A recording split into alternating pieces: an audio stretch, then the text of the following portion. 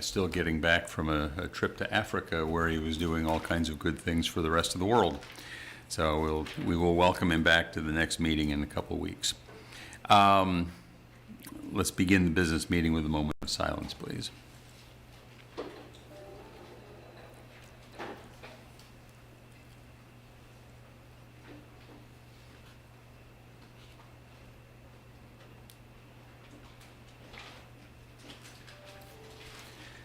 Okay, thank you. Councilors, any announcements? I have one. Fire away.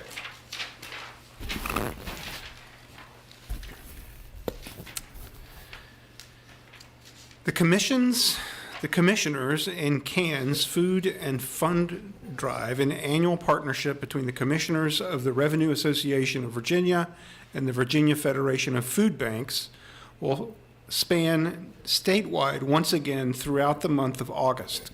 Commissioners of the revenue across the Commonwealth will take on the fight against food insecurity. Now, in its fourth year, the Commissioners and CAN's Food and Fund Drive is a month-long competition for commissioners of revenue offices to join together to raise food and funds for their local food banks throughout the Commonwealth of Virginia. Offices compete to collect the most food and funds during a time of the year when resources are in short supply and the need remains great. This year, the Charlottesville Commissioner of the Revenue's Office, with a huge assist from the Charlottesville Fire Department, plans to outraise our colleagues from around the state. We are honored to participate yet again in such a worthwhile cause, and we appreciate the assistance of Chief Smith and the CFD and Chief Durrett and the CPD with collections and helping spread the word. Thus said Todd Divers, Charlottesville Commissioner of the Revenue. Drop-off locations outside Charlottesville City Hall, main entrance, downtown mall side, Ridge Street Fire Station, Fontaine Fire Station, 250 Bypass Fire Station, Charlottesville Police Department. Online giving, you can do that at www.brafb.org/commissioners. Every $1 donated helps provide enough food for 4 meals. So that's exciting. Thank you. Yep. Is there another announcement? I do. This is for the CHAP program, the Charlottesville Homeowner Assistance Program. In an effort to promote and preserve homeownership, the Charlottesville City Council offers grants of assistance to qualifying low and moderate income homeowners. These grants are intended to assist qualifying recipients with the ongoing cost of homeownership. The application period for this program runs July 1st through September 1st. You may qualify for a grant of $1,000, $1,500, $2,000, or $2,500, depending on your household adjusted gross income. Qualifications: applicant must be a legal owner and occupant of the residential property as of January 1st of the current year. Applicant, spouse, and co-owners residing in the home cannot own any other real estate.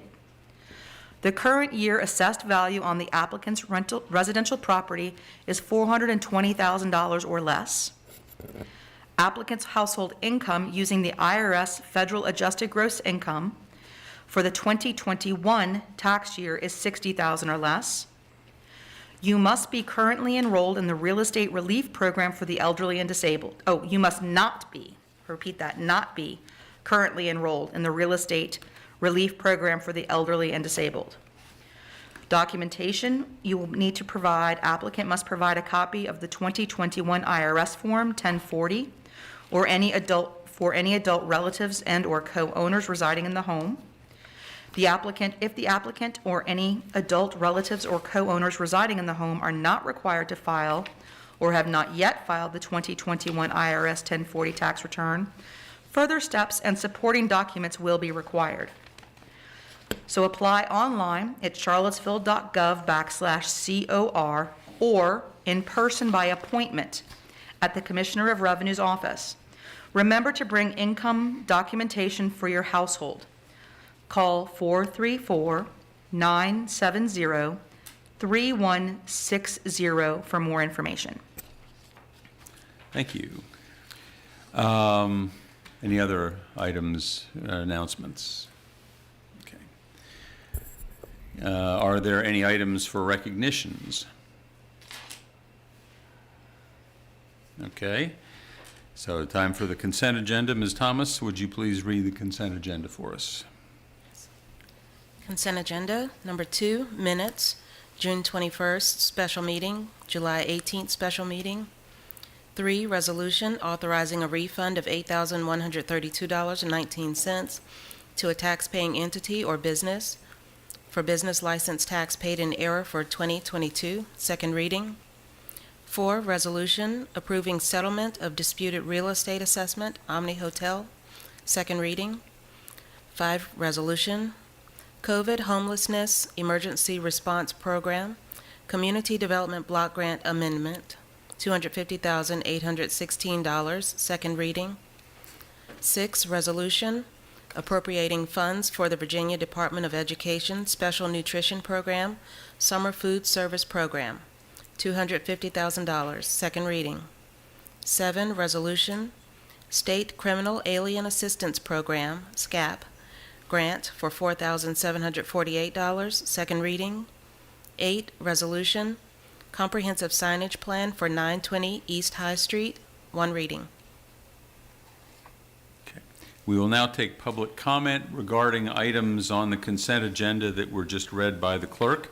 Each speaker will have up to 3 minutes. In the Zoom webinar, you may select the raise hand option to be placed in the speaker queue. If you have joined by phone and wish to speak on the consent agenda, you may press *9. We'll alternate in-person and virtual speakers. And let me remind you, this is only to talk about the items that were just read on the consent agenda. This is not the time for the broader community matters portion. That's to be coming later. So if you signed up ahead of time or want to speak about other matters on the agenda, that will come later. Is there anybody in the council chamber who would like to speak on an item on the consent agenda? Seeing no one, is there anybody online who would like to speak on an item on the consent agenda? Mayor Snook, I see no raised hands. All right.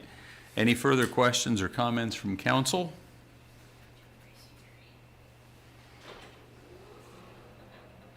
Is there a motion to adopt the consent agenda?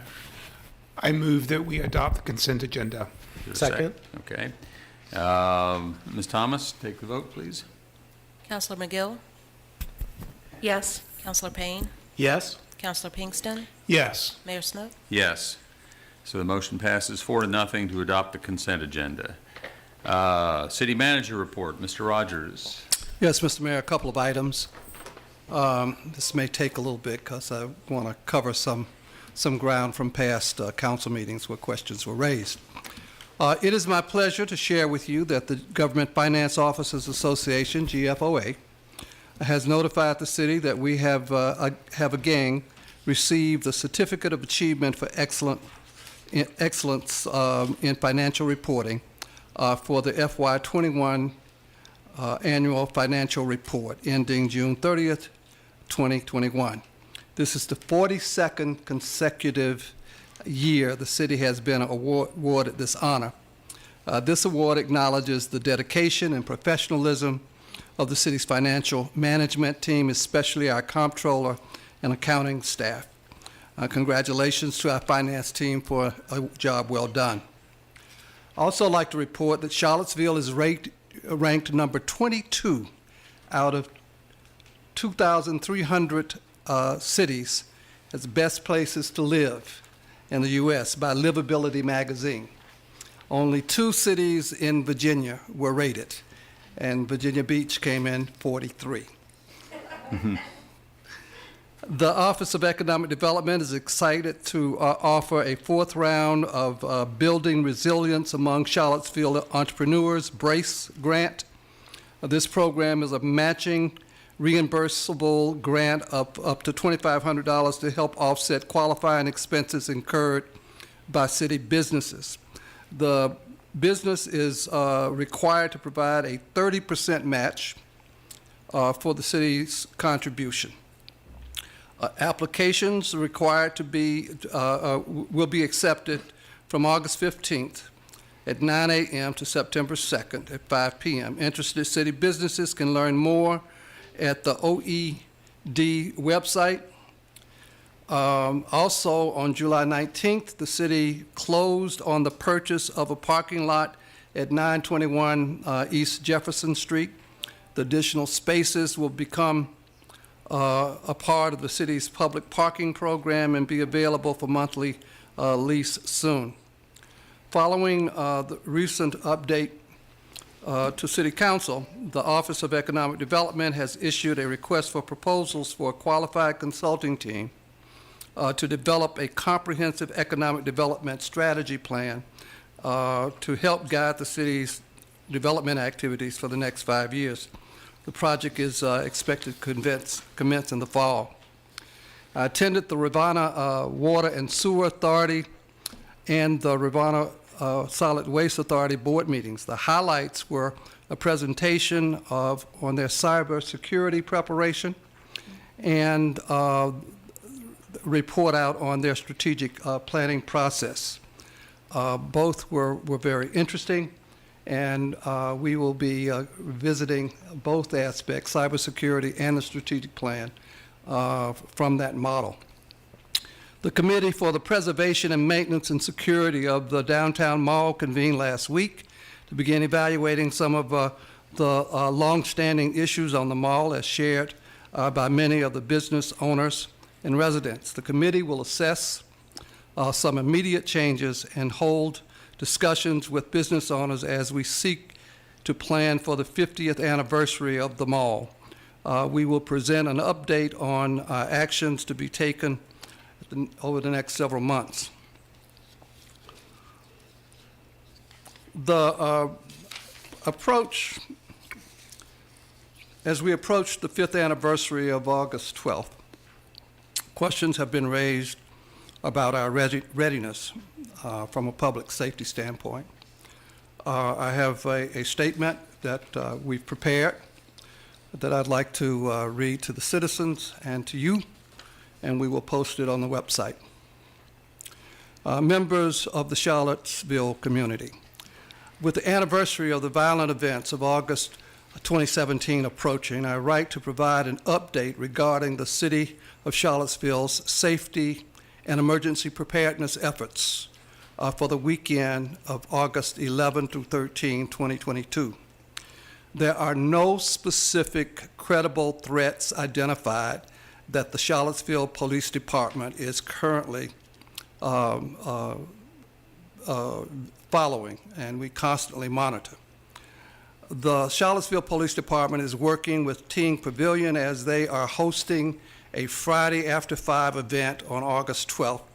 To ensure adequate coverage, CPD is maintaining a status of heightened situational awareness and monitoring chatter from intelligence sources to be prepared to increase available coverage downtown and in parks, which can be activated quickly in response to any pop-up emergencies that might occur.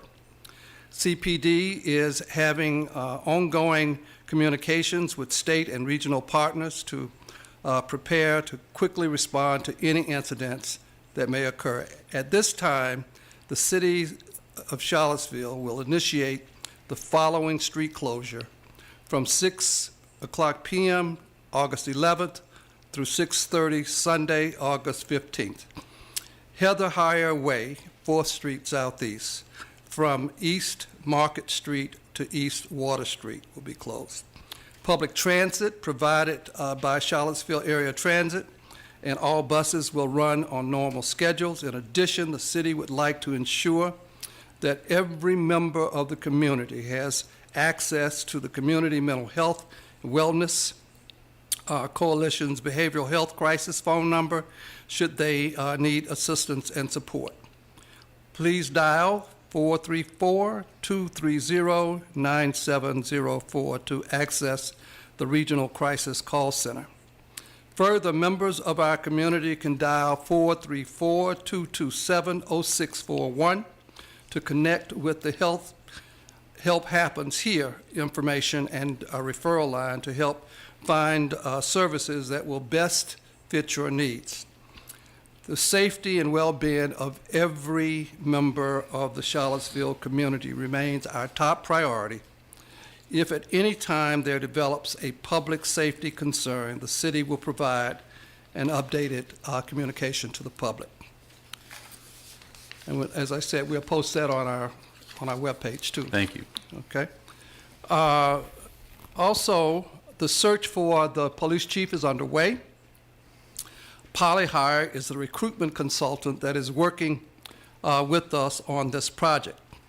Polyhire will establish a portal to access a survey that the community can use to give confidential feedback on the traits, experience, and experienced residents would like to see in the next chief of police, and the issues they would like the next chief to address. Feedback from the survey will be used to develop the recruitment profile that will be used to attract candidates and define who would more closely match what the community is looking for in a chief. The recruiter will submit 5 candidates to our internal committee to review. The committee will select 2 candidates to present to City Council. After the council's input, the manager will make a selection and council has final approval. The link to this survey has been posted on the city's webpage. It's active now, and we encourage people to go on. It will be active beginning now until August 15th. Polyhire will also initiate a series of focus groups with stakeholders throughout the city, and we will be providing them people to contact, and we are looking for people's input. To wrap this up, there was a question about employee salaries at the last meeting and some actions that we are taking. After consultation with the council, the city manager approved a pay plan for the police department that increases salaries for department personnel and make their salaries more competitive with surrounding agencies to which we've lost a number of our officers. From the savings in the vacancies in the department, we were able to increase salaries without increasing the department budget.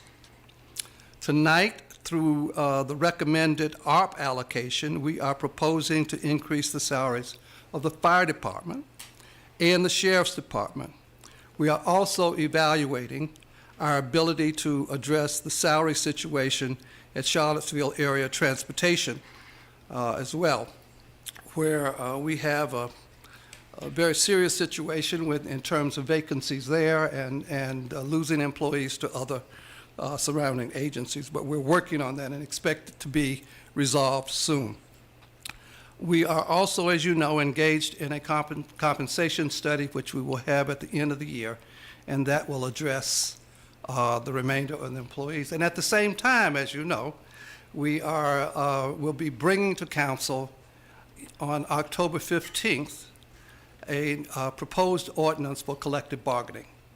And that, after public hearings and discussion with employees publicly, we will bring the ordinance to council for first reading at the first meeting of September. I think that's the 6th, and then the second meeting in September for the final ordinance. So we expect the process of collective bargaining to begin late fall. There was an issue raised about the number of employees that in the police department who were not present on January 6th. I looked into this matter, and I discovered that there were, for January 5th, 37 people absent. January 6th, there were 31 police officers absent, and on January 7th, 25. But they were mostly on scheduled days off, the regularly scheduled days off. And there is nothing that we see that raises any alarm. There has been no question raised about any of these members having used their day off to go, participate in other activities that landed some people in jail. So there's nothing further to look at there. During the weekend, another question was raised about another employee. During the weekend of January 16th through 17th, CPD received information from a city official reporting that a CPD officer, they were wrong, responsible for information technology issues had been at the Capitol on January 6th. That was not correct. The city's assistant chief investigated the matter and determined that one city employee who was employed in the IT department had been in the Capitol on January 6th. The assistant chief reported his findings to the city manager at the time and the chief of police on January 20th. There were no city records available for me to review other than the assistant chief's report of his conversation with the employee. I have located an email showing that CPD notified the FBI in Richmond about this employee on or about January 21st. I've spoken with the employee, who has never been charged with any criminal offense. He has been interviewed by the FBI 3 times over the past year and a half. The employee reports that no further contact from the FBI. The employee has not been charged with any action stemming from his presence at the Capitol on January 6th. It's reported that more than 800 people who attended the rally and entered the Capitol on January 6th have been arrested and charged. 80 of them have been, to date, have been convicted. In this group are individuals who are pictured and filmed by themselves and others engaging in destructive acts or being disruptive. The arrests stem from their criminal activity, not merely their presence in the Capitol.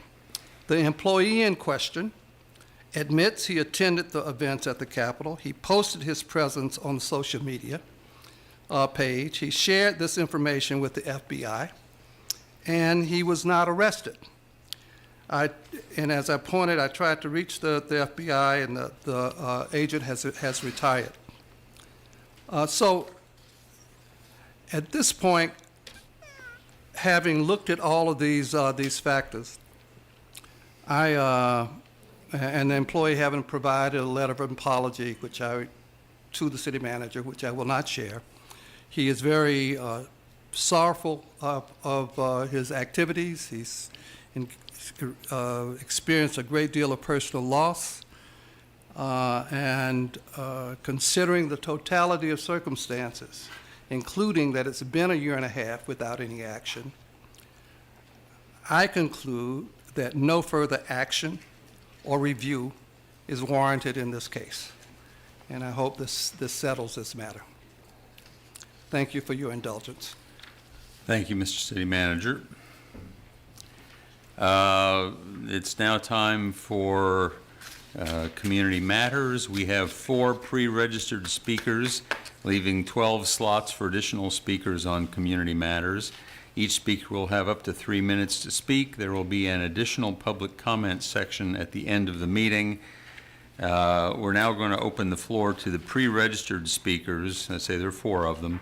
Others wishing to speak may select the raise hand option in the Zoom webinar to be placed in the speaker queue. If you have joined by phone and wish to speak during Community Matters, you may press star 9. In-person attendees may raise your hands to be recognized, and we'll alternate you with virtual speakers.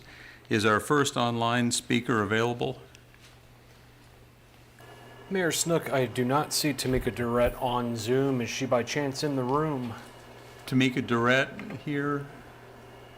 No, Tamika Durrett is not here. Okay, our second speaker in Zoom, I do see Corfara Humes. Ms. Humes?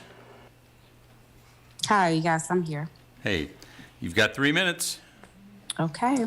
I'm Coiffera Humes, and I'm speaking on behalf of the people that voted you all in office. I believe that the engagement of the comprehensive plan is what would benefit Charlottesville. Having the comprehensive plan will provide the city with affordable housing. We would be able to create triplexes, duplexes, stacked townhomes, make more room for rental spaces instead of the one house on one lot, which makes sense because Charlottesville is growing. And with growing comes poverty, homelessness, and uneducated children, who are our future. I'm asking you to hold the developers accountable as well as the city. Developers intentionally change their minds with the dollar signs increases their pockets. They go from creating affordable housing to creating expensive housing. All a developer has to do is pay into the contingency funds, which seems to be a savings plan. But who is being saved with these contingency funds, and who are you saving the funds for? It's clearly not the low income of the white, black, and brown people in Charlottesville. We would like to see that poverty line decrease. Mayor, you were the former defense attorney, and in your former role, which was the career path that you chose, you've locked up majority of the more than enough of the black, brown, white, lower income people. How do we know that we are able to trust you and that you will provide affordable housing for them? Charlottesville is filled with plantation land, and we're so intrigued with redeveloping the lower income housing for the people in this area. And someone just stated that we're number 2 on the list, 22 on the list for the best places to live. Who's voting for this, and how is that affecting the lower income people here in Charlottesville?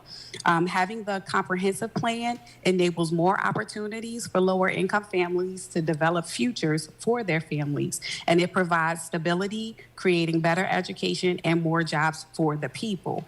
It also creates investments for Charlottesville. It helps bring together communities, creating family values.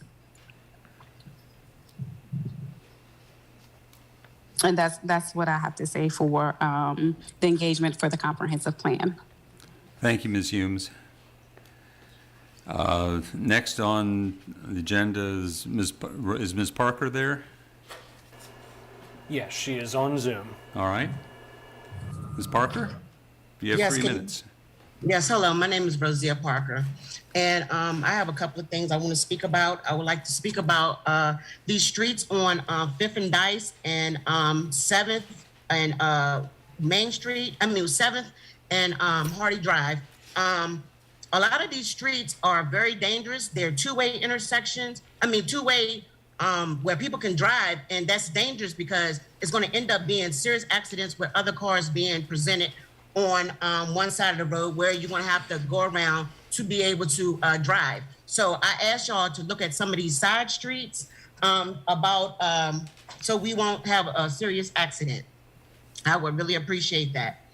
And then also, 2017, community members came together to create something that would make police accountable for the actions regarding police brutality dating back generations for Black communities and public housing, as well as disadvantaged communities, coming from the DMC report as well as the Heafy report, where the police abused the community, J8, and by gassing them, A12 standing down.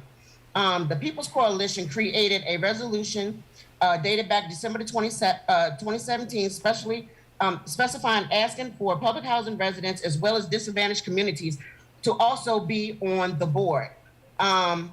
Then we also created a community forum to get community members involved in the process of creation of the Police Civilian Review Board. Okay, and with that being said, I have been violated numerous of times. I've applied to this board, I don't know how many times. Gwendolyn Allen was chosen in 2020 to the board. She resigned, so I applied 5 times, being rejected for whatever reason, allowing the city council to violate the ordinance and bylaws, section 2453, board membership, appointment terms and appointment process, and board compensation 1. Also, they violated community engagement, section 2465, A, community outreach, B, community member meetings, C, included in reports. So there has not been any meetings involved. I want to go back and say that y'all violated the laws by now allowing me to be on the PCRB, now PCOB, which y'all have completely violated me not being on there because we were supposed to have two public housing residents and one from a disadvantaged community. I am a low-income public housing resident in which I helped create the resolutions, which was specifically asked for 2 public housing residents and 1 disadvantaged community member. Well, as Bellamy Brown was an applicant in 2020, which was chosen to be on the board in the place of me, which did not come from a disadvantaged community nor a PCRB. So that is definitely violation. So y'all need to do something or I will be coming with a lawsuit because that is definitely violations and I just gave you the sections to what you violated on. Thank you. Thank you, Ms. Parker. Our next speaker on Zoom is Tanisha Hudson. Tanisha, you are on with council.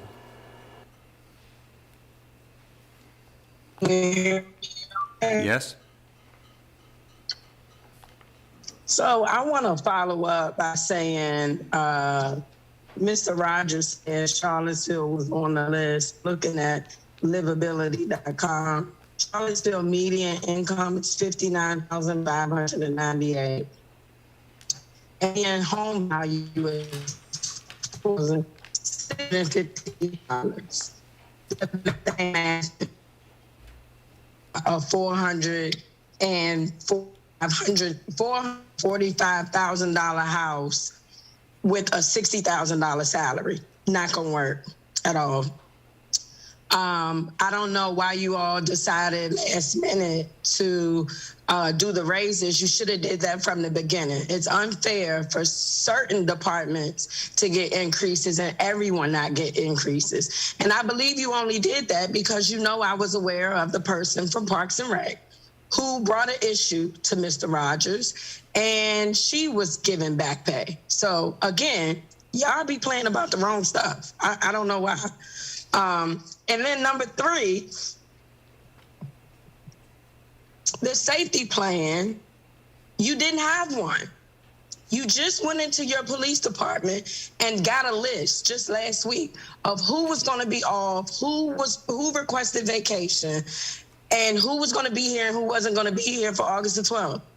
This is unacceptable. And why it may not bother any of you on council that are not of color doesn't make anybody else feel safe who was in those streets on August 11th and 12th, or July 8th for that matter. The lack of transparency, Lloyd, because you're the mayor, the lack of transparency at this point is just ridiculous. Michael, you claim to have ran on being transparent and being open. You being a little secretive too. Same goes for you, Cena. Brian, you and Juan Diego, y'all knew, but understand, y'all been secretive about a lot of stuff. I don't know if it's the little gag order y'all under or what, because you're being sued left and right. But you don't have to be secretive to this community. The people who vote you in there. Elections are coming. You know that. I don't know why y'all choose to play with the very people who vote you in. It's disrespectful at this point that you all just don't even care or bother to want to even deal with the community members. You don't respond to emails. You don't respond. Anytime somebody write, I could write Sam, I could write council, I could write Mr. Rogers. Y'all don't even respond to emails. It's disrespectful at this point. Disrespectful. Thank you, Ms. Hudson. So, we're now on to that has Ms. Durrett made a reappearance, Mr. Dill Hunt? I do not see Tamika in the Zoom. All right, so now we come to the in-person speakers.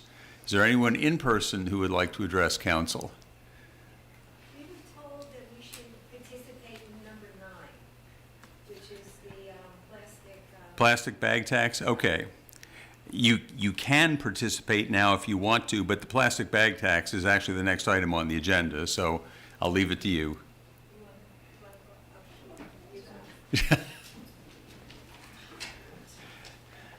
And for those who are not able to see what's going on, we're about to have a visit. We are having a visit from the Green Grannies. And I've told them they can do whatever they want to do for 3 minutes.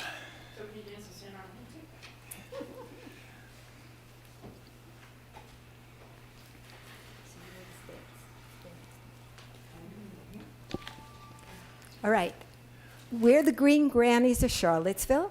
We have been singing in our community for over 7 years. You could tell we are seniors and we are activists. We have been concerned about the environment from many, many years ago. And we are here today to support the 5-cent tax on plastic bags. The county has already approved it.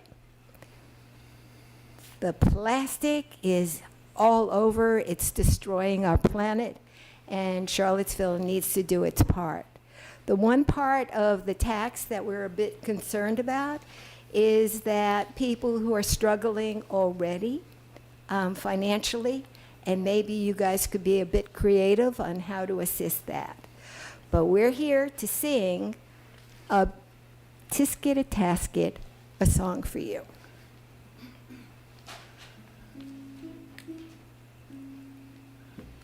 A tisket, a tasket, bring your bag or basket. Plastic fits on everything, and what they do is drastic, drastic, drastic. Plastic's problematic. Please refuse them at the store, 'cause cloth bags are fantastic. Fantastic, fantastic. Don't pollute with plastic. Use fabric bags wherever you shop. I hate to sound bombastic. Bombastic, bombastic. Recycle bags of plastic. Keep them from the atmosphere, and we will be ecstatic. No plastic, no plastic. Let's stop using plastic in supermarkets, stores, and homes. All creatures say fantastic. All the birds. Thank you so much. Okay, we've entertained you. Yes. Now pass the tax. Please. We're on our way out. Thank you. Do we have a speaker online who would like to be next? Yes, Mayor Snook. Robin Hoffman is our next on Zoom. Robin, you are on with council. Hello, everybody. I just want to make a couple announcements. CPA TV news segment. So Michael Payne now has a Community Matters segment. It is aired on Wednesdays at 7 p.m. on your CPA TV phone, which you can stream by going into the government website. It's so cool. You just tap on the stream part and you see it live. And also 4 p.m. on Fridays. He is amazing. He offers a whole bunch of information. And I just implore everybody to get on CPA TV. We hope that in October or so, we can have an opening and get everybody on board. So it will be our new Facebook. Then also the Botanical Gardens. I'm hoping that they will get on, the center will get on, and of course all the climate action people, so that people will be informed, like up to date, what policies and all that. And also I'm advocating for telemedicine for schools opening this semester. Telemedicine, I've actually written up a proposal. It was submitted in 2009 to Virginia Tia Campbell. I've been trying to get people interested. I will be going to the county and delivering that proposal to them. it will help the healthcare situation, the attendance situation, the COVID situation. And it's very cheap to do because we have everything online, including the school nurses that are certified in the city and the county are doing a fabulous job getting all that information on the computer. So it's just a little bit of a tweaking, and then people can actually talk to people, trainers, Beck & Dickinson, and anything else resource-wise, including STDs, Planned Parenthood, all that stuff. Especially the kids in the high school, they don't want to talk to the counselors and in-house. They want to be able to do it on telemedicine with a secured, encrypted, board-certified providers instead of using their cell phone and getting some bad information. And the next thing is that the post office now is being tweaked. Thank goodness for Creed Deeds and Sally Hudson.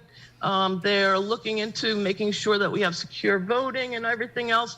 And also, I just want to put a shout out to the communications department again, because we do have the state-of-the-art encrypted information site. And I do have one question: is how does an IT person who went to the January 6th attendance, how is he secure? I mean, he must have, he wants to advocate for these people that are insurrectionists. There's no doubt about it. And he's on IT. We should know the name of this person, and we should also know that he should not be working in IT. Thank you, Ms. Because that's Hudson. not secure. All right, thank you, Ms. Hoffman. Thank you. Thank you. Okay, anybody else in person?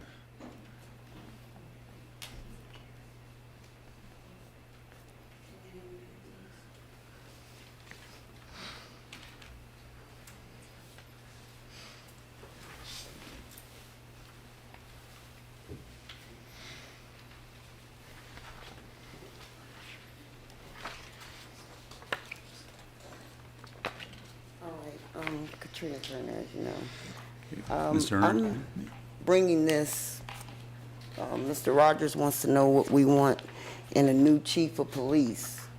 This is what I want in a new chief of police. After 5 years, I finally got records of what happened to my son. And when I got these records, I had meetings with Chip Boyles and Mooney, Lisa Robertson, Ashley, with lots of people, okay? When Mooney gave me these records, he told me I was going to be very upset when I seen these records. So I just want to quickly say, the first page is the complaint I filed on Officers Hickey and Pleasance. The second page is the decision letter that I received when I filed that complaint. The third one is the first statement that Officer Hickey made. Everything in this statement is perjury. Everything that he wrote in here, other than the supposed victim hitting my son, as my son said, everything in here, he perjured himself. I've been saying this from the beginning. Mr. Snook, I'd like to ask you a question, just looking at the third piece of paper that's there. The report from Hickey. How this does not mention one word about me being on the scene that night and witnessing every single thing they did to my son that night. Not one word of me being on this report. But in the decision letter, I'm in the decision letter saying that I heard and seen what I wanted to see and hear, and that I knew my son was uncooperative that night. Now, if I'm nowhere mentioned in this police report that I was there and witnessed everything that happened that night, how did I file a complaint on these police officers? There's another piece of paper. It's the next to the last piece of paper. It's from Region 10. And I highlighted a part for you, and I just like for you all to just read this part that I highlighted for you to let you see who those children were in danger of that night. Okay. This right now is waiting for the next chief of police yet again. Now, I've been told that nothing can be done. Why does it keep being sent to the next chief of police if nothing can be done about this? Thank you, Ms. Turner. Yes, sir.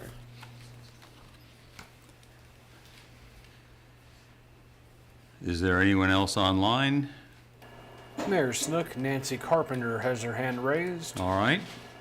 Nancy, you're on with council. Thank you very much for this opportunity to speak tonight. I must say I was surprised by hearing that there had been a conversation or a meeting last week among myriad people regarding the downtown mall and a celebration for what it is or what it isn't. I'm very concerned because in attending the national conference this past week to end homelessness and reading a lot, there is a definite increase in the criminalization of being unsheltered in cities and towns and counties across this country. I'm hoping that you have the right people at the table that will maintain this focus as these business people and these other entities, maybe there's some government employees, I don't know, continue to have this conversation about what a proper celebration looks like for this community. Because as you know, the downtown mall is the living room of people who are unsheltered. And as such, they shouldn't be barred from their living room.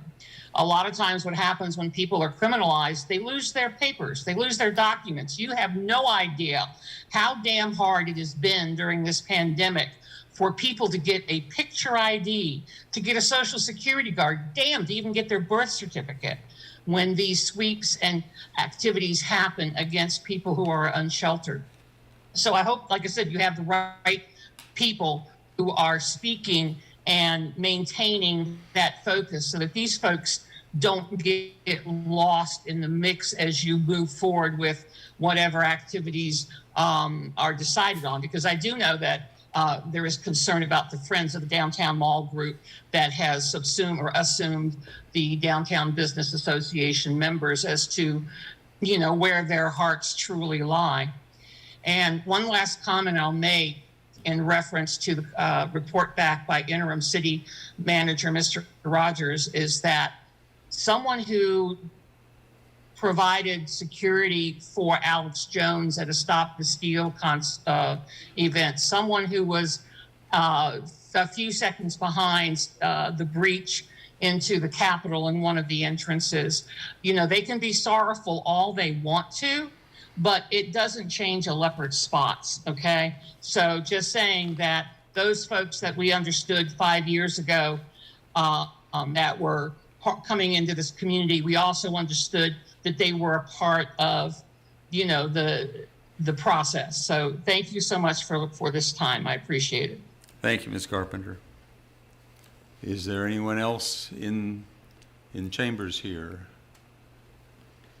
Okay, is there anyone else online then? Mayor Snook, I see no additional hands. Okay. So we will close the community matters portion. There will be another opportunity for public comment at the end of the meeting, and we'll now move on to the action items portion of the agenda. The first action item is the proposed plastic bag tax. Mr. Sanders?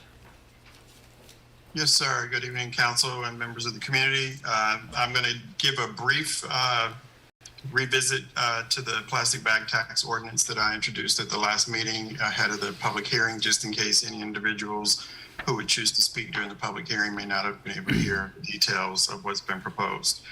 The ordinance that is before you is set with the projected effective date of January 1, 2023. That causes it to be in alignment with the county's proposed tax as well.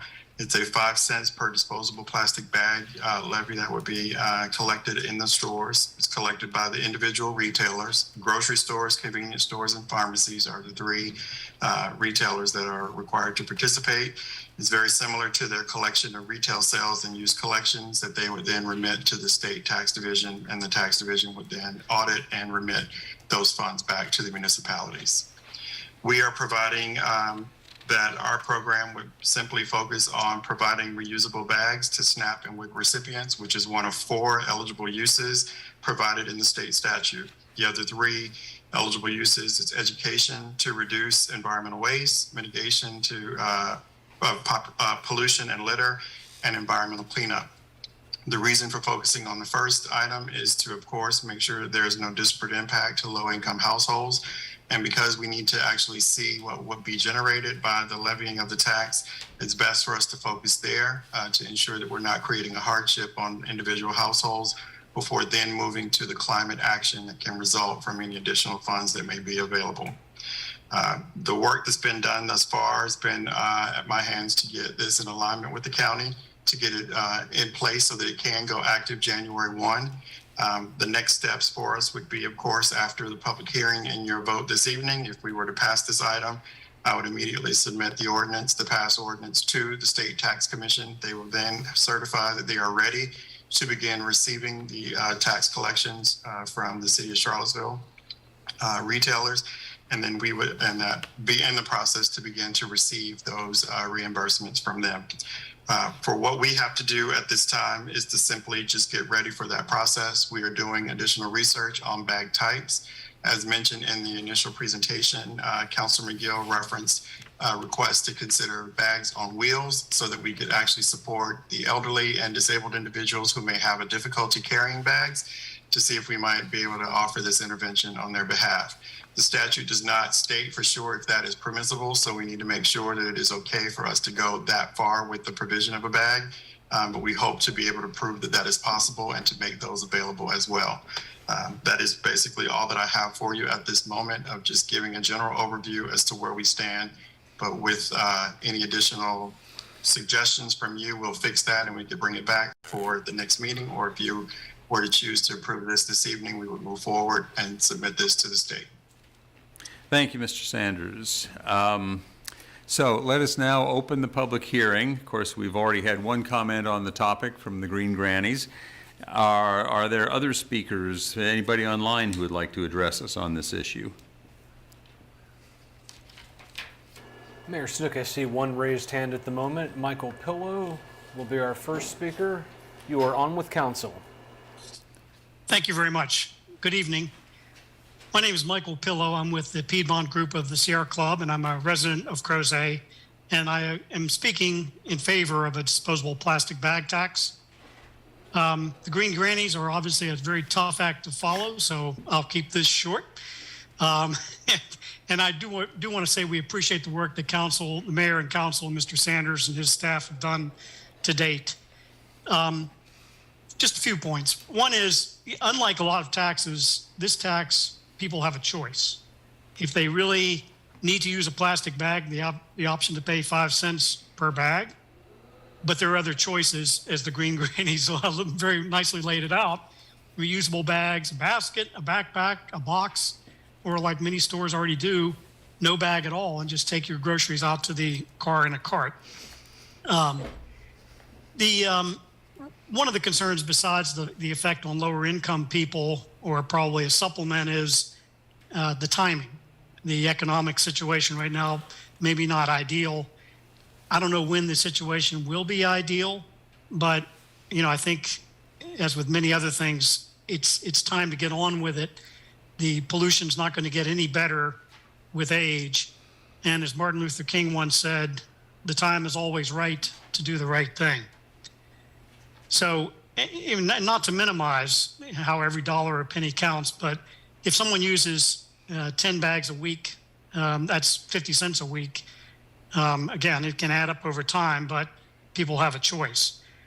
And reusable bags are available. The Sierra Club has distributed bags already at a couple of food pantries, at least one supermarket, and a couple of other locations, and we're willing to continue doing that. We can also help organize a redistribution as a UVA student group did last year. There are a lot of extra bags available. In fact, that's one of the things we've noticed when we've done bag distributions. People say, look, I already have a trunk full. I just have to remember to take them out. So I think these Mr. Sanders alluded to, we need continuing city and county coordination on communications, community involvement in bag donations, enlist businesses and other groups to help with that. And the Sierra Club, along with many other environmentally concerned citizens, stand ready to support you to implement the tax. So thank you very much. Thank you, Mr. Pillow. Anybody else out there? There's one additional raised hand, Kirk Bowers. All right. Kirk, you're on with council. Good evening. My name's Kirk Bowers. I live in the Pantops area. I'm speaking as conservation chair for the Piedmont Group, Sierra Club, and to reinforce Mike Pillow, who is our plastics committee chair. And we enthusiastically support the adoption of a plastic bag tax for Charlottesville. It's obvious there's substantial environmental damage caused by plastic bags. Plastic bags litter our land and waterways and harm aquatic life. It is predicted that by 2050, there will be more plastic in the oceans and fish if we don't stop using plastic bags. Plastic takes hundreds of years to decompose and break down into microplastics, which then pollute air, water, and soil and enter our food chain. Most humans already have a lot of microplastics in their systems.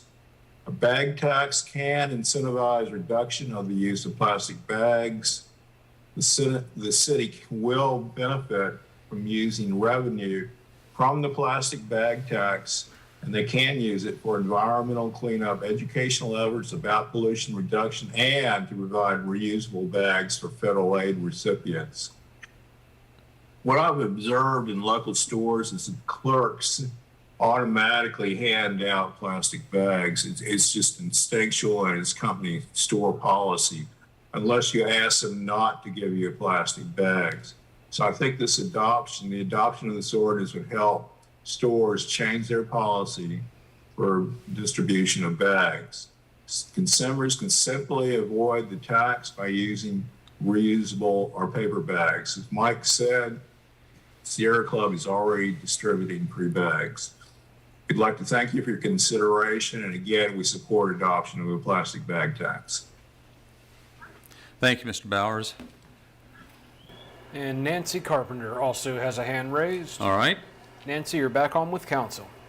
Thank you. I do support this tax, but I did want to maybe make a point about connectivity. Perhaps Deputy City Manager Sanders could connect with Mr. Harrow at the Blue Ridge Area Coalition for the Homeless, because there are a lot of people that go from the street to housing that are not eligible for SNAP, that are not eligible for Medicaid for various reasons, and won't have that resource to be able to get those reusable bags.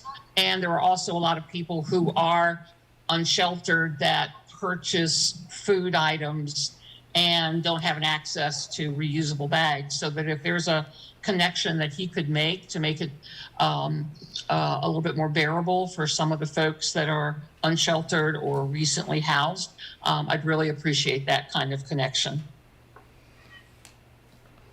Thank you, Ms. Carpenter. And Robin Hoffman has a hand raised. All right. Robin, you're back on with council.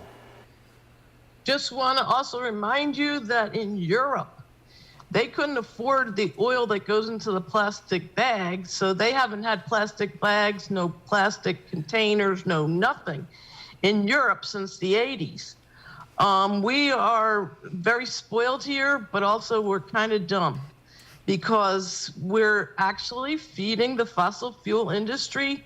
They made more money during this pandemic with their oil products and their plastic products. So if you really want to change the way commerce is going for, all the things that you use in plastic, et cetera, boycott the plastic products and certainly bring in your bags.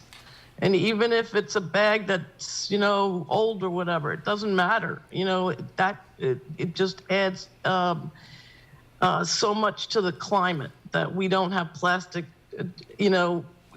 and that's what I want to say. Thank you. Thank you, Ms. Hoffman. Rosia Parker has a hand raised. All right. Rosia, you're back on with council. I understand that they want this plastic bag tax, but also I am a public housing resident as well as a low income resident. And if some of us don't receive money and just have SNAP benefits, that doesn't pay for plastic bags.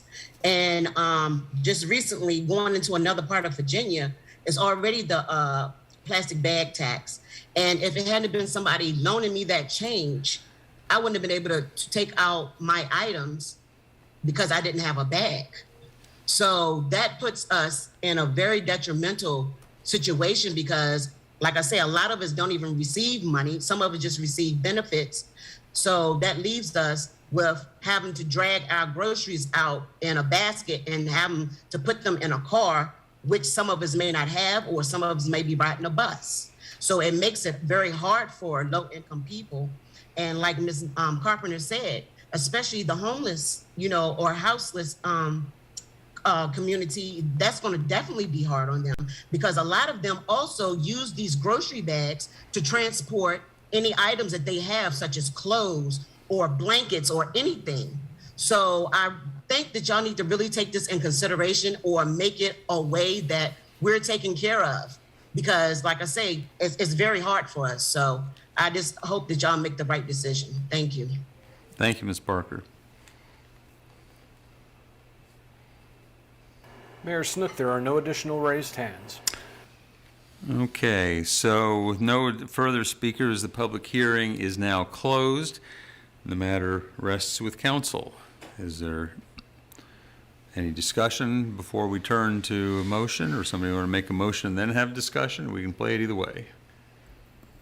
Well, I know we've been considering this for quite a while, and that also we have been very concerned about making sure that those in our community who will be adversely affected due to income issues are looked out for.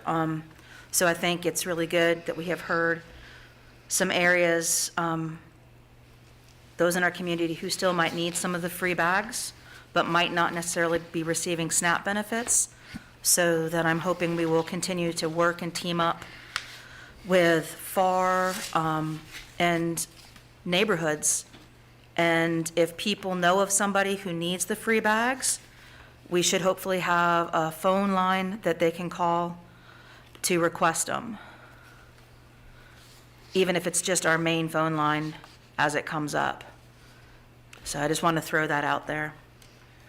And one of the things that I think we need to think about in terms of how we're going to end up rolling this out is that there's a specific exemption for durable plastic bags. And by that, we mean bags that are designed, they have handles that are manufactured.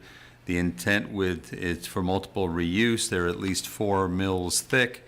And so there ought to be a way to have those sorts of bags be used and maybe get, use some of the funds that would be generated to purchase bags like that and have those in stores and so on.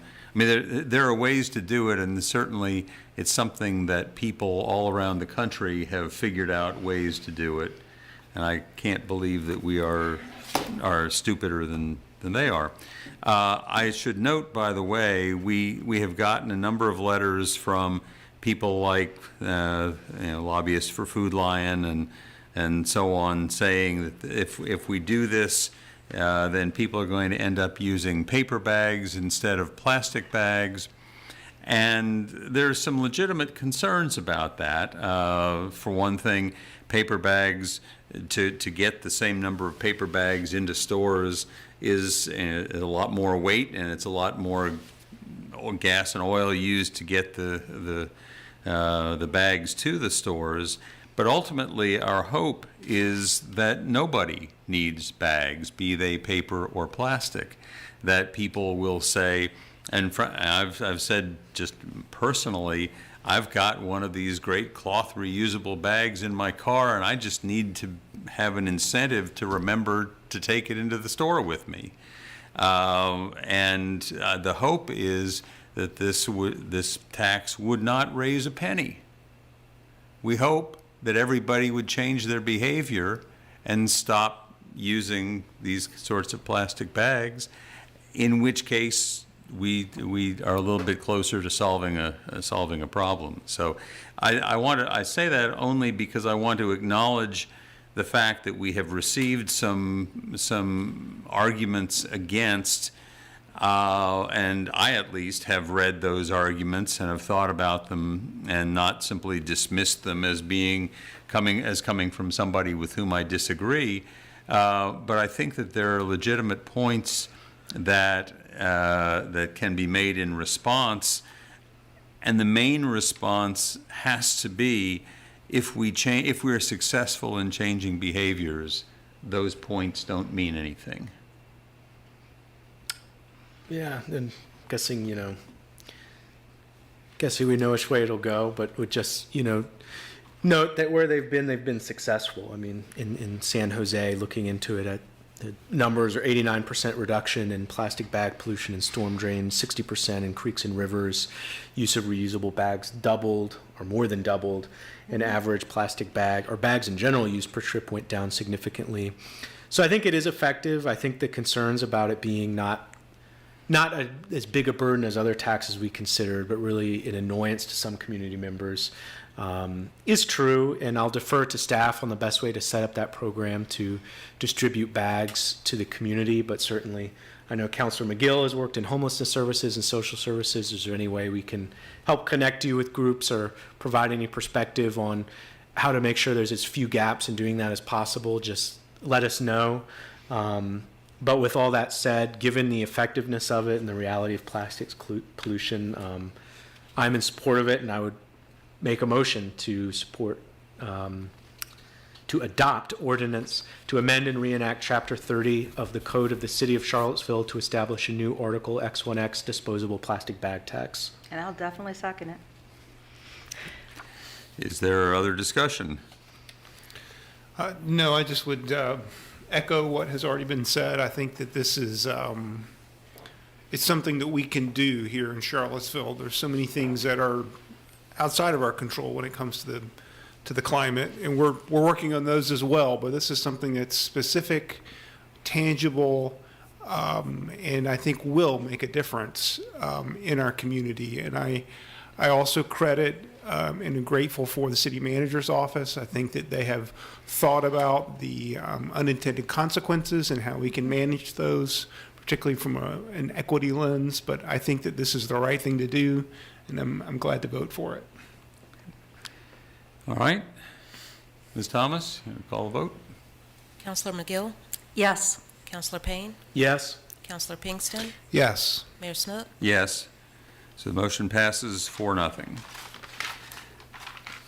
Next item is a public hearing on a resolution for the American Rescue Plan Fund allocations. Mr. Rogers, would you like to present this for us? Yes.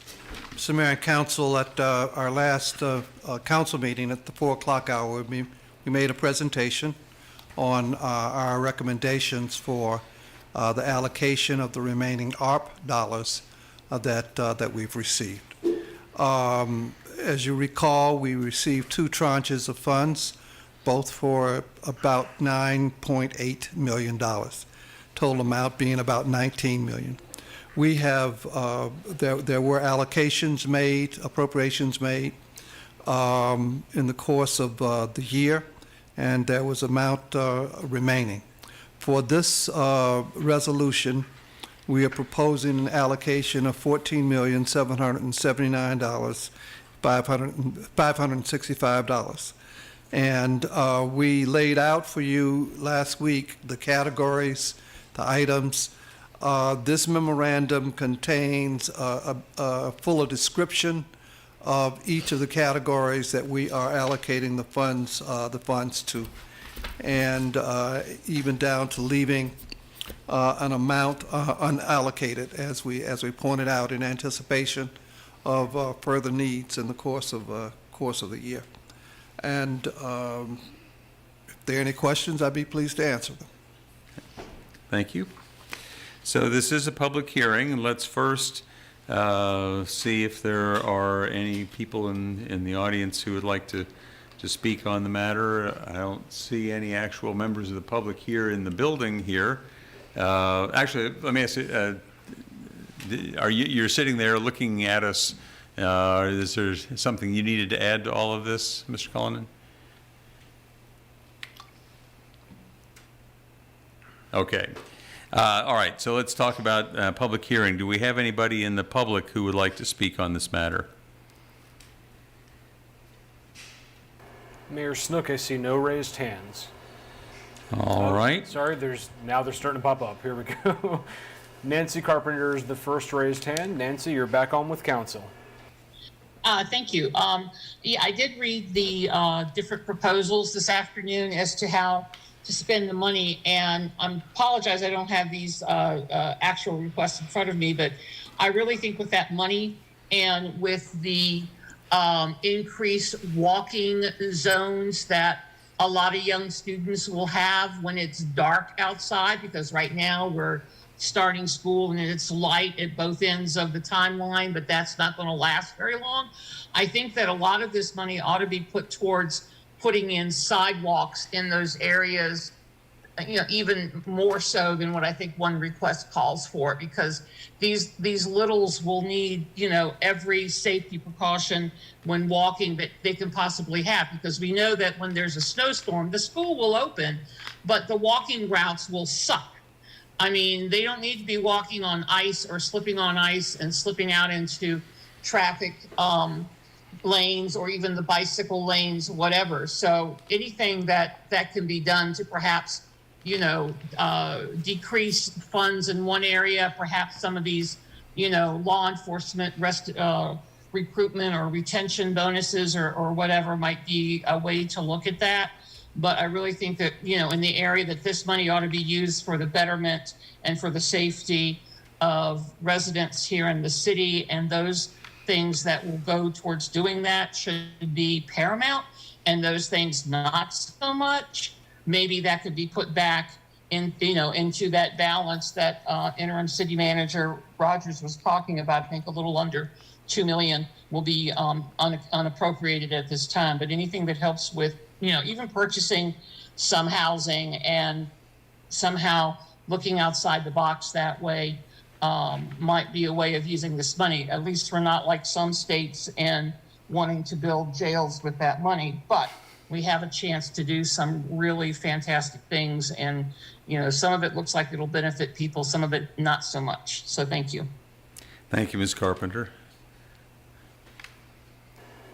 Kate Fraley is our next speaker on Zoom. Kate, you are on with council.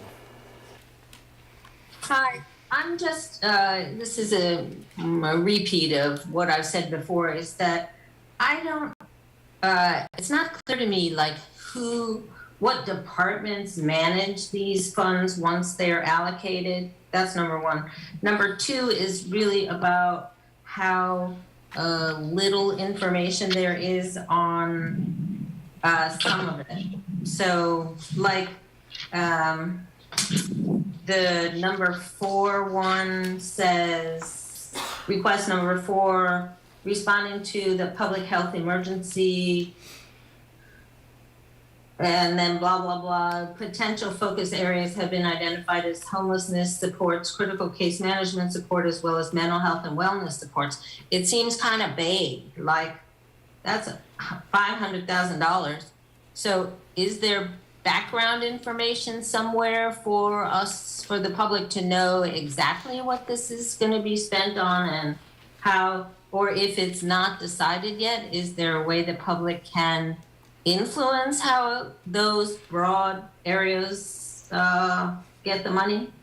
Like, or what creative ways those funds might be used within those broad areas? So I don't know if you can answer that question right now. Like, who's going to manage that one is the biggest question I have right now, or a detail question.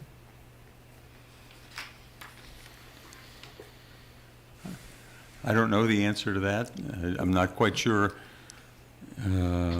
Which one was she? how talking best to answer it. I believe that's the Community Health Initiative, about? Oh, okay. Yes. the $500,000. And as I understand, it's, at this point, it's not fully formulated as to exactly what that will be. Right. But knowing that we have increased issues with those who are falling through cracks in services, especially seeing people on the downtown mall. And this is not trying to kick people off the downtown mall, but realizing that there's people on the downtown mall who are falling through cracks. And that was what I believe the community health outreach was about originally. Right. But whether that is the right, but as my understanding is, this 500,000 could also be used potentially for that, or Marcus Alert work, or other Right. mental health or homeless community work that at this point in time isn't fully defined. That's right. That's correct. Okay. So there's a reason why you may not understand exactly what's being proposed, is because we haven't really fleshed it out. Is there a way to influence how it gets fully fledged out? Send me an email. Okay. We'd love to hear from you.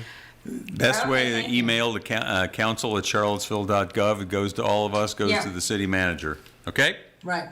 Thank you. Thank you. Appreciate the thoughts. Anyone else?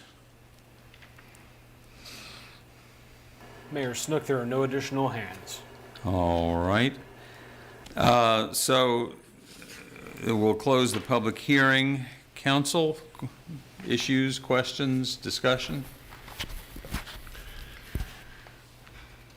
Yeah, so to the sort of last point that was raised, I know that Mr. Cullinan has sort of overall oversight in terms of this portfolio of money, and that it's being spent in accordance with the U.S. Treasury's requirements, and is, as it were, on the hook to make sure that we're doing our fiduciary duty in terms of how this money is spent. And so if you wanted to say a word or two about that, Mr. Cullinan, that would probably be helpful for the community.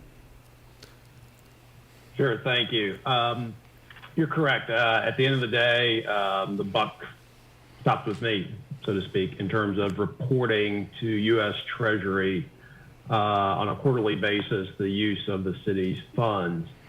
In terms of the more sort of nuts and bolts, for lack of a better term, depending on how those monies are being used, we either develop a funding agreement with the external agency that might be receiving funding, spelling out both the ARP requirements as well as the city requirements for that, and having signed copies of that. And then in terms of staff members, the various subject matter experts that we have who might be managing those funds work to ensure that they have an understanding of the rules, the regulations, and the items that you have before you this evening and that you've received in the past, both with ARP money and CARES money. That's part of that process, is ensuring, at least at first blush, that they do meet the various federal requirements associated with those funds.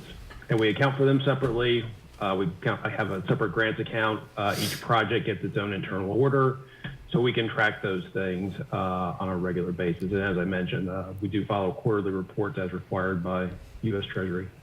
And Mr. Cullinan, it's my understanding that the ARPA funds are also much more restricted and strict as to what than the CARES money was, especially as for what the recipients of the money have to be declaring and have to be following federal guidelines.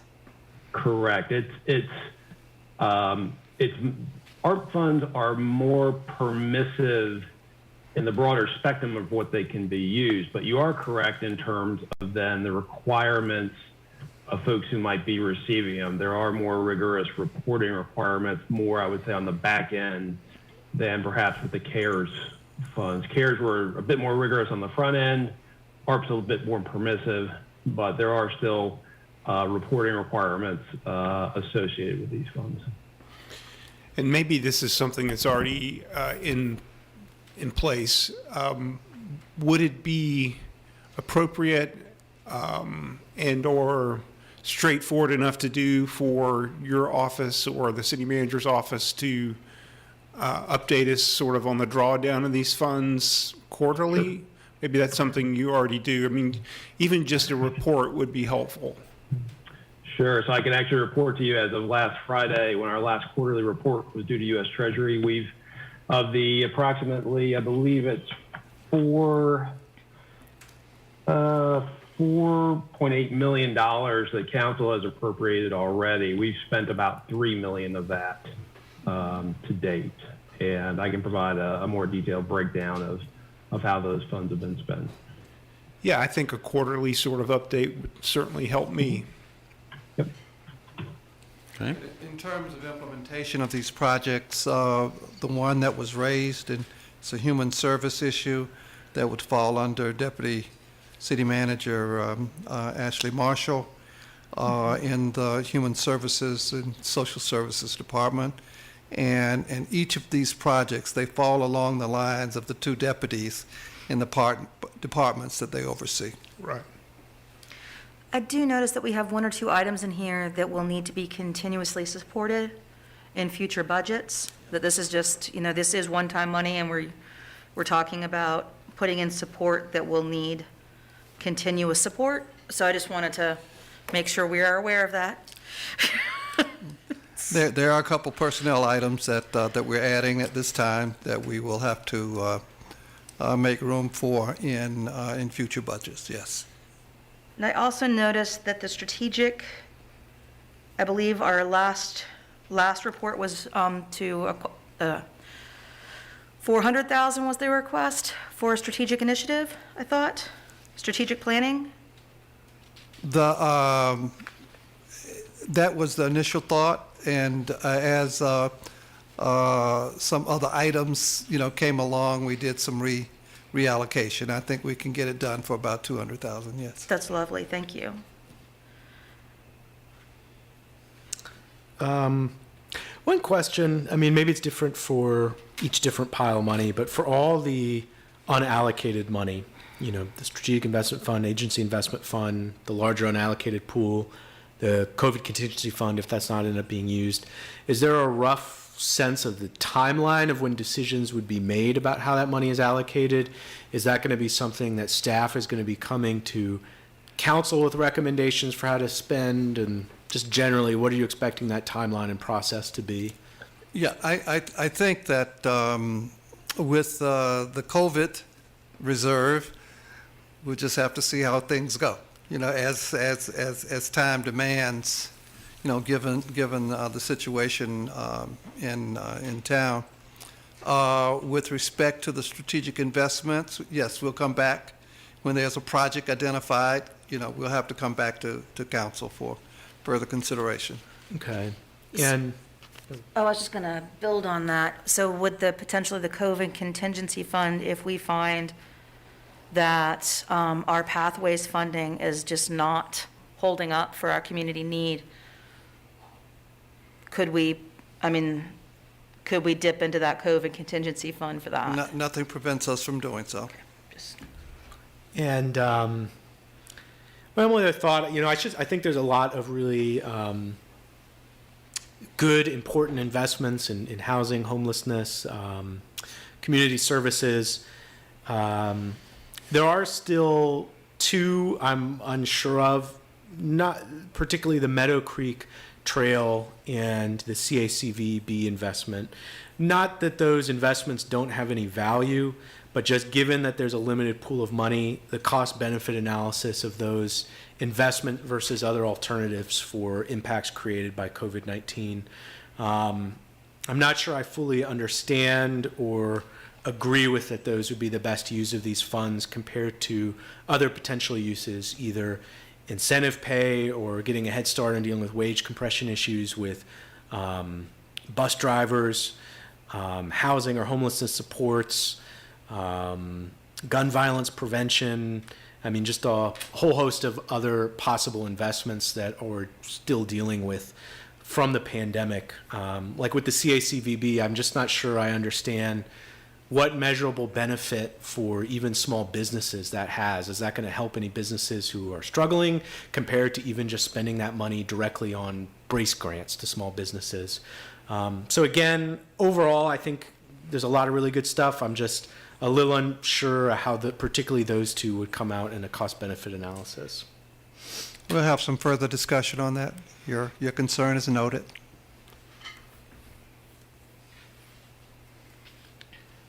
Other thoughts?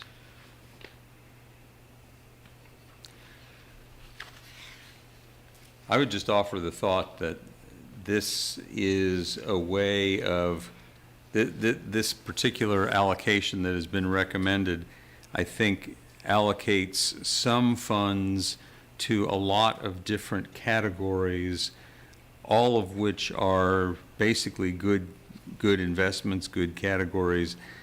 And in some cases, we actually made a little bit of a trade-off in terms of things we could put money in from here as opposed to the end of the year surplus or something like that. So I think we have to kind of keep in mind that it's a package deal for what the city is spending its money on. And if we did not spend, just as an example, if we didn't spend the money on the Meadow Creek Trail, we would, I think that money had originally been thought of as perhaps coming out of the end of the year surplus. And so this, I'm not sure that it makes a lot of difference which category it comes out of. I will say this, one thing that concerns me is, and it's not a reason to vote no, but it's a reason to ask for some greater degree of clarity. Looking at the $1 million strategic investment fund, I have not been, I've been complaining for almost 3 years now about the so-called strategic investment fund that the city council is supposed to have. It's roughly $200,000, or has been roughly $200,000, and in many cases has been used for things that were neither strategic nor investments, but seem to be sort of a council slush fund, if you will. It seemed like a nice idea. Here's, where else can we find a pot of money? I know, let's use the strategic investment fund, or a strategic initiative, I guess is what the account was called. I would hope that we would get some sense of what we mean by a strategic investment fund. What kinds, it says, would be set aside to help the city quickly respond to unique opportunities having strategic value. I think I may have some sense of what kinds of things that might mean, but historically, I don't know that a majority of council would have shared my view. Question, this specific strategic investment, is this distinct from the sort of council strategic investment? I thought this had to do with CEDA, with the EDA. Right. I think it's different. Economic development opportunities. That's what we were looking at. An investment that investing in it could yield greater revenue, to the city long term. $1 million, it's not a lot, but it's a start. Yeah. My first cut on that was much higher, but we backed off of that, but thought we should make a statement that something should go toward positioning us to take advantage of opportunities to acquire land or a building, for for housing or whatever. I mean, things do come up. Park and ride lot? No parking lots.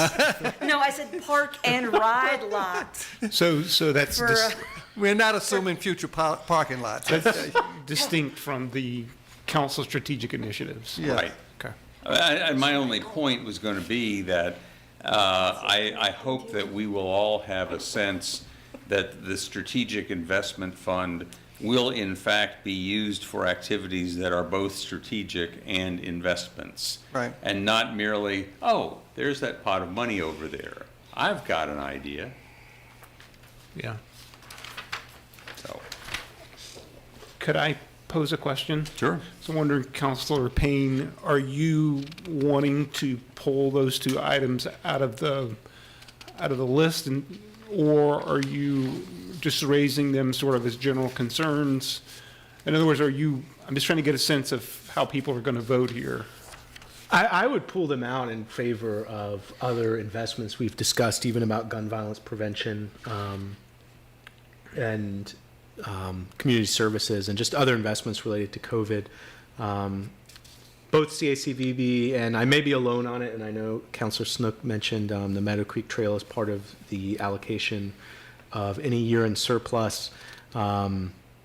I'm not in a point where I would say I would vote against that, but I'm in a place where I would really want to weigh it against what are other alternative investments to see, again, what's the cost-benefit analysis? Not that that has no value, but is it more value than what we're choosing not to invest in otherwise? And I'm mainly coming from that perspective on those two items. If I may, recall that the Convention and Visitors Bureau, $750,000 was matched by the county, by agreement that both would put in that amount, and the county has already put in their amount. So if we don't make our contribution, then one half of the agreement is not being fulfilled. Is that a written agreement or a verbal agreement? I'm not familiar with it. Okay, we'll provide you documentation on it. All right. So I guess, Mr. Mayor, is it possible for us to sort of, what is the word, line item veto? Well, I mean, obviously. I support the entire list. Mm-hmm. I can appreciate Councilor Payne's perspective, but I personally support the entire list. There's already $2.5 million of other sorts of things, $2.5 million that's not allocated, which could go to other opportunities like Mr. Payne is suggesting if other ones come up. If we've got sort of a commitment to the county for this joint board, I feel strongly we should honor that. And, I'm always going to plug for the Meadow Creek Parkway. We've been trying to do this for Meadow Creek Trail for 50 years, supposedly. So. And I believe, isn't the Meadow Creek Trail also, we had some troubles with children trying to cross over the stream to Sure. get to schools. It's all so connected to that. It's part of our safe route to schools concern as well, I know. It's something that has been promised to the neighborhood for about 20 years. And Mr. Mickey would say 50. Well, and there's, yeah. I appreciate, but there's plenty of other things that have been promised for decades that also haven't happened that we're also not investing in. But I do appreciate the point, and as I said, I think overall it is good, but I'm going to nitpick, and that's what I nitpick on. Okay. Well, at this point, of course, it's first reading only. Oh, is it? Okay. We don't have to have a formal vote on any of it tonight. In fact, we can't have a formal vote on any of it tonight. And so one of the things we had talked about was the fact that obviously Vice Mayor Wade is not here to offer his thoughts on the matter. And so if we continue it on to the second reading 2 weeks hence, we will have the ability to have Vice Mayor Wade involved. And in the meantime, perhaps if there's some nitpicky things, we can talk more with the city manager's office about how some of those issues might get resolved. Yeah, and I think the point about the CACVB, just getting that documented would be helpful. Yeah. And that's one of those things where we take it out of this pot of money, we take it out of that pot of money, but either way, we've got to do it. Anyway, so do we have agreement to pass it on for the second reading at the next meeting and not put it on the consent agenda? Yes. Okay. Yes. Sounds like a plan. For you. All right. Yeah, I don't think it should go on the consent agenda. So the next item is 415 10th Street rezoning. Mr. Hluska, I see you up on the camera. All yours. Mr. Mayor, members of council, good evening. This is a rezoning ordinance to change the zoning of property located at 415 10th Street Northwest from R1S, what it is currently zoned, to B2 commercial with proffers. Those proffers are signed by the applicant and are in your packet. The effect of this zoning would be to add several additional uses available to the owners of the property. Those uses are art gallery, auditorium, private club, music hall, educational facility, technology-based business, and office. As we heard in our public hearing, this property is currently a church, a historic church, and but it is zoned R1S, and church properties zoned R1S, if they are no longer being operated as churches, have very limited amounts of use. The applicant wants to preserve the building as it is, and is asking for these additional uses as a means to do so. I am happy to answer any questions you have on the matter, and I know the applicant, I believe, is in attendance in some manner and does have a brief presentation. Just to be clear, my understanding is that as it is right now, if it is not being used as a church, which it has not been for some period of time, then literally the only other thing it could be right now would be a single-family residence. That is correct. R1S zoning is extremely limited in the number of uses. It's a low-density, single-family residential zoning. There are, I think somebody could go through the ordinance and find maybe a few potential uses that you don't see very frequently in any R1S zone. But for all intents and purposes, R1S is intended to be single-family residential. Houses of worship are allowed throughout the city, but we do have these situations where a church potentially comes up and is no longer viable as a church, no longer has church attendance is declining in the country, and so there are these properties that are coming up, and in a lot of cases their zoning prohibits kind of any reuse of those buildings as they are.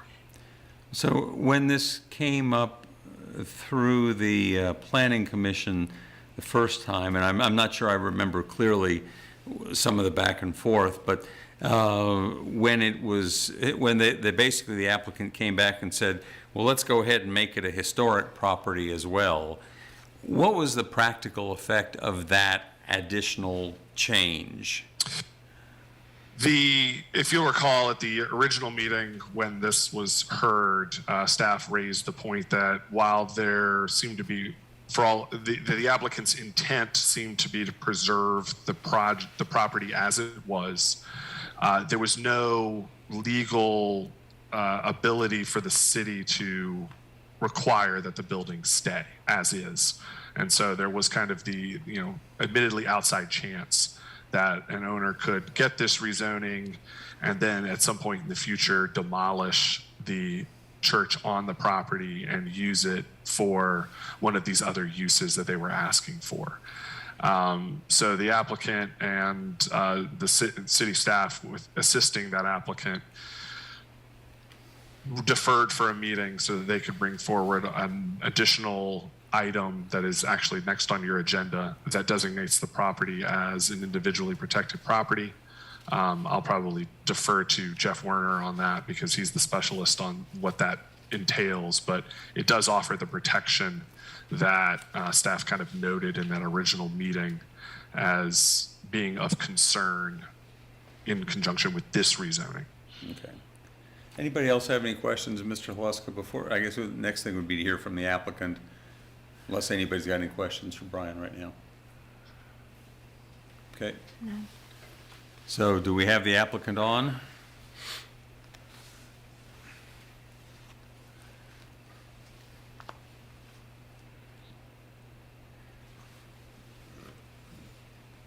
Hello? Mr. Dill Hunt, do we have anybody trying to get on to join us? I see one raised hand. Is Joe Reg the applicant?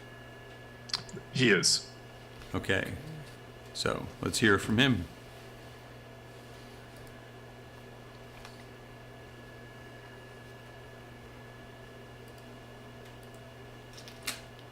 And I'm promoting Joe to panelist now, so it'll take just 1 second. Okay.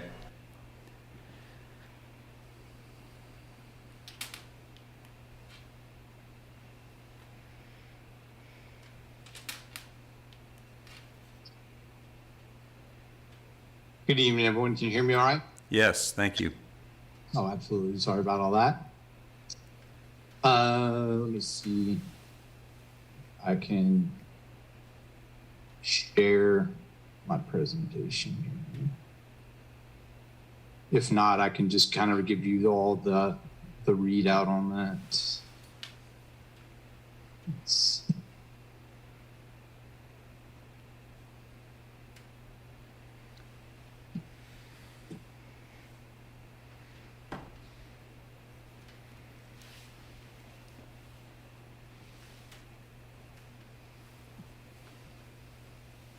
All right.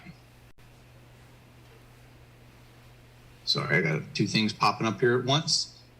Background on this property. The Old Trinity Church is located on 10th Street Northwest and Grady Avenue. It was originally relocated to its current location in the spring of 1937. Originally, it was in Palmyra, Virginia. It was relocated to this location by the Charlottesville Episcopal Congregation and has been set in this location since then. The property also has deep roots within the community. Over the course of its residency here in the Charlottesville area, it's been known as a place of worship. It's been a school, a daycare, an outreach ministry, and a location for community gatherings. In 2018, the current property was acquired by its current owner, Dairy Holdings LLC. At the time, the church was no longer in service as a congregation. Its last congregation had actually decided to move away from this current location. I believe at the time they had started to outgrow the size of the church. Several of the community members approached the owner and asked them to revitalize this vacant property as a community center. In 2020, we went ahead with some maintenance items with the church, mostly reglazing the glass exterior, removing some vines that had started to grow up on the house. We updated the inside mostly with new lighting fixtures, HVAC, most of your plumbing systems. We also made the interior of the building ADA compliant so that the parish house and the church were connected with ADA access. That's mostly what we had completed throughout our construction process. The current zoning is, as Mr. Haluska told everyone, it is a R1S, which prohibits the space from being utilized for weddings or any type of community event unless we actually have a church congregation in the building. Our hope is to move forward with a B2 zoning. Mostly this is so that we can be able to implement community gatherings within the 10th and Page neighborhood, as well as the Rose Hill and surrounding neighborhoods such as Venable. Mostly what we're looking to be able to hold are neighborhood meetings, weddings, social gatherings, local art displays, utilize it as an auditorium or a music hall, and even as a house of worship if it's so desired by the community. With what we're trying to do, we're willing to proffer any additional residential uses in the excess of 1 dwelling unit per acre that currently exists on the property. That's the home that is now located there. As I've said, we're going to waive all non-residential uses allowed under the B2 zoning other than art gallery, auditorium, house of worship, music hall, educational facilities, technology-based businesses and offices shall be permitted on the premises. Basically, what our hope is here is that whatever the overall community decides they need to utilize this space, we want to fit that mold however we can see the possibility of doing so. We're also proffering out no additional vehicular ingress and egress to the subject property, as well as designating this property as an individually protected property. Any questions that you all may have? I know Mr. Haluska has already kind of given a nice lay down on basically what we were looking here, but I'm happy to opine on anything else that you all may have. Well, some of the questions I have actually come to, so I lived in that neighborhood for 16 years. And one of the big concerns is, will the neighbors who utilized that church for their lives growing up be able to afford to rent that church as a space? Yes, ma'am. Our intent is to hope that this is able to be utilized by the entire community. The owners and those that I represent have been more than willing to say and do what they can for the community. We look at these things on a case-by-case basis, and whatever we can do to help support the community, we're definitely willing to do so. There has been some proposals to assure that at least, an amount could be a sliding scale for community members. We understand that obviously the developers are not nonprofits. Developers are in this because it comes down to their bottom line and their investors. But I am also curious what assurances the neighborhood could have, because the neighborhood's already had a little bit of pushback when they felt that there was going to be some more affordable housing than actually took place with the dairy market itself. I do know that the dairy market has been great about providing a free place for the neighborhood association. I have heard wonderful things about that, and that it's been very inviting and welcoming. But I just want to see if investors push in the future, is there anything that we can assure some residents that they'll still be able to use this space? I think the main reason we did all of this to this piece of property was not for a profit reason. It was to look at a location that means something to this community and to be able to bring it back to life so that it can be utilized in that facet. The intent is 100% to do that. The reason why we're even going through this zoning process at this time is so that we can utilize this property, because since 2020, it's literally had to sit with nobody in it and not to be able to be utilized. The community even approached us to do a lot of this work so that they could hold their meetings there. We could have gathering places. We even talked in the initial aspects of, what can we look at for, just music hall or community upbringing, storytelling locations, that kind of thing. And we're going to do everything that we can to make that happen. We've always worked with this community and we'll continue to do so, especially with this church. Most of my questions had been answered during the Planning Commission meeting when this was discussed. You already answered this at the Planning Commission meeting, but I'll admit to it, I forgot. What was the intended use behind the technology-based business use that would still be remaining? So mostly this would be looking more as like a co-working space is what we're looking for typically, with the way that modern technology is for a lot of the area. People need somewhere that they can jump on calls such as this and be able to converse with you fine people. We want to be able to utilize that space if that's something that somebody in the neighborhood needs. They need a place that they can go that's quiet and reserved, that they can jump on and have or handle business, that this is the location that they can do that if they need to. Thank you. Again, that's all I had. I think it was pretty thoroughly covered when I was at the Planning Commission meeting. Other questions? Just, I guess, a comment. So the point of the next item on the list, the IPP, I think it is, individually protected property, one of the reasons y'all offered to do that was to sort of, as it were, tie your hands in the future to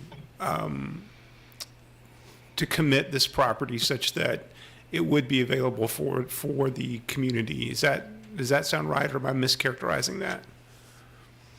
That's correct. A large majority of the reason we also went with the IPP was so that this property was going to be able to stay as a staple within the area, that if somebody decided to, for any reason, make changes to the property, especially on the exterior, that they would have to go through another facet in order to do so. The Architectural Review Board would be something that they would have to opine on to show them what their plan was for this church, if they were going to change any of the exterior facade in any way, shape, or form, and have them approve that.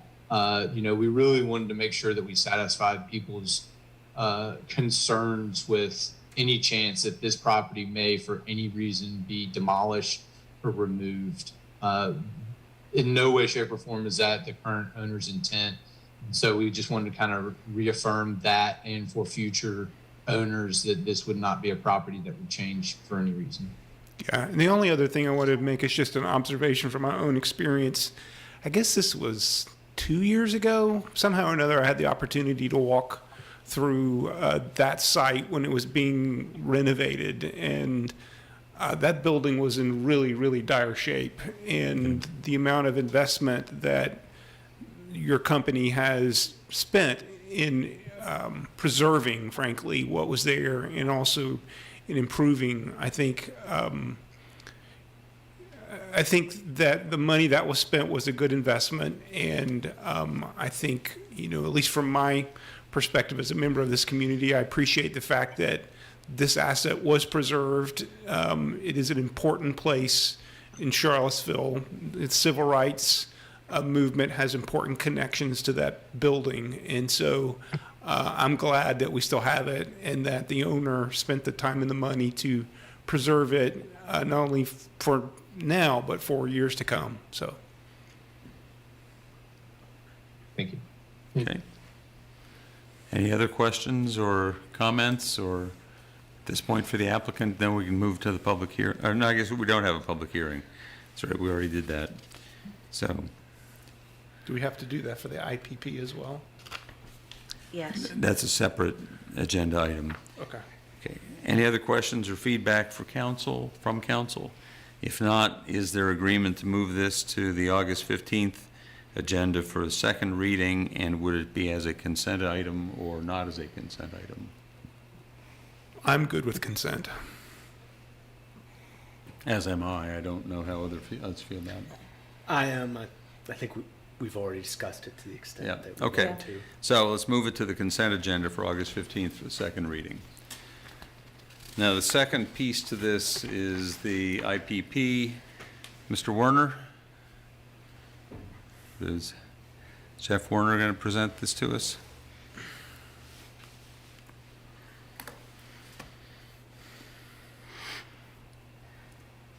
Is Mr. Werner with us? He was earlier.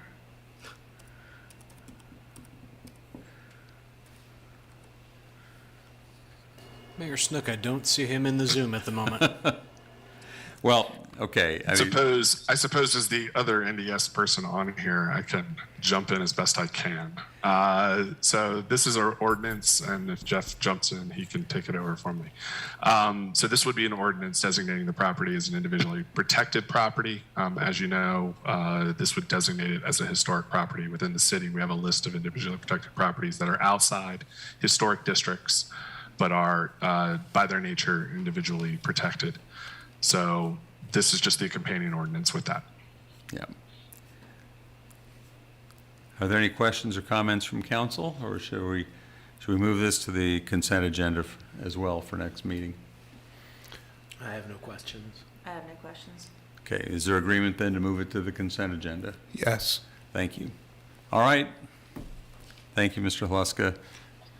Tell Mr. Warner you did your job great. Okay. Next item on the agenda is resolution of support for 4 TJPDC and MPO grant applications. And this is Christine Jacobs and Ryan Mickles. Are Ms. Jacobs and Mr. Mickles with us? Good evening, Mayor Snook and City Council. My name is Ryan Mickles, and I'm with the Charlottesville Albemarle NPO. I have with me Mr. Michael Barnes from the Virginia Department of Transportation to help answer questions. The MPO Policy Board approved the submittal of 4 Round 5 Smart Scale applications. Smart Scale is a statewide program that distributes funding based on an evaluation of projects. The Round 5 projects are primarily multimodal, bicycle and pedestrian projects. Those projects are Avon Street, multimodal from Druid Avenue to Avon Court, District Avenue, at Hydraulic Road, Cedar Hill Road, a 2-lane roundabout is proposed. 5th Street multimodal improvements from Harris Road to the Holiday Inn site, sidewalks, shared use path, and the Rivanna River bicycle and pedestrian bridge crossing at Willow Mills. Back in February of this year, the MPO held a public webinar on these projects. The most current sketches that you have, or what you have are the most current sketches and some preliminary cost estimates. The final applications were due today at 5 o'clock, August 1st. We have submitted those projects, and we're just looking for the council to support these projects. We do have the resolution from the county. Okay, so is any councilors have any clarifying questions? Just one clarifying question. So for number 2, the District Avenue Hydraulic Roundabout, I know I attended an in-person event for that broader scope of the project, but this is strictly that one roundabout, correctly? It doesn't connect with any of the other, or directly relate to the broader scope of the project? No, sir, Councilor. This project was, I believe, initiated or birthed out of the Route 29 Hydraulic Road a study a few years ago. I do know that there are a set of improvements that came out of that study. This is one of them. Okay, so yeah, I guess I misspoke. It relates, but this is only that one piece of it, not other sections. Because there's just that broader project. I'm going to vote to support this, but that broader project, I know we've heard from particularly one business owner of a hotel there who has a concern that it would cut off like all entry points into their business, including any trucks delivering supplies, and just where in that process is there any opportunity to engage with that concern and issue? Yes, sir. Well, now would be the time. I know that I have Mr. Barnes, and he can speak specifically about that project. Yeah, if I could weigh in, I think the ones you're talking about, Councilor Payne, you're talking about the other ones impacting the hydraulic, right? So like up at Whole Foods and then at the hotels and so forth. Right, particularly the hotels. I think that those have, and we can let Mr. Barnes answer this, but I believe those are with VDOT at this point. They've already sort of passed through the scoring and are moving forward, but Mr. Barnes. Yes. Thank you, sir. It's Michael Barnes here. Yes, indeed, I guess all of them were part of the Hydraulic 29 process that was undertaken, the planning process, 4 or 5 years back.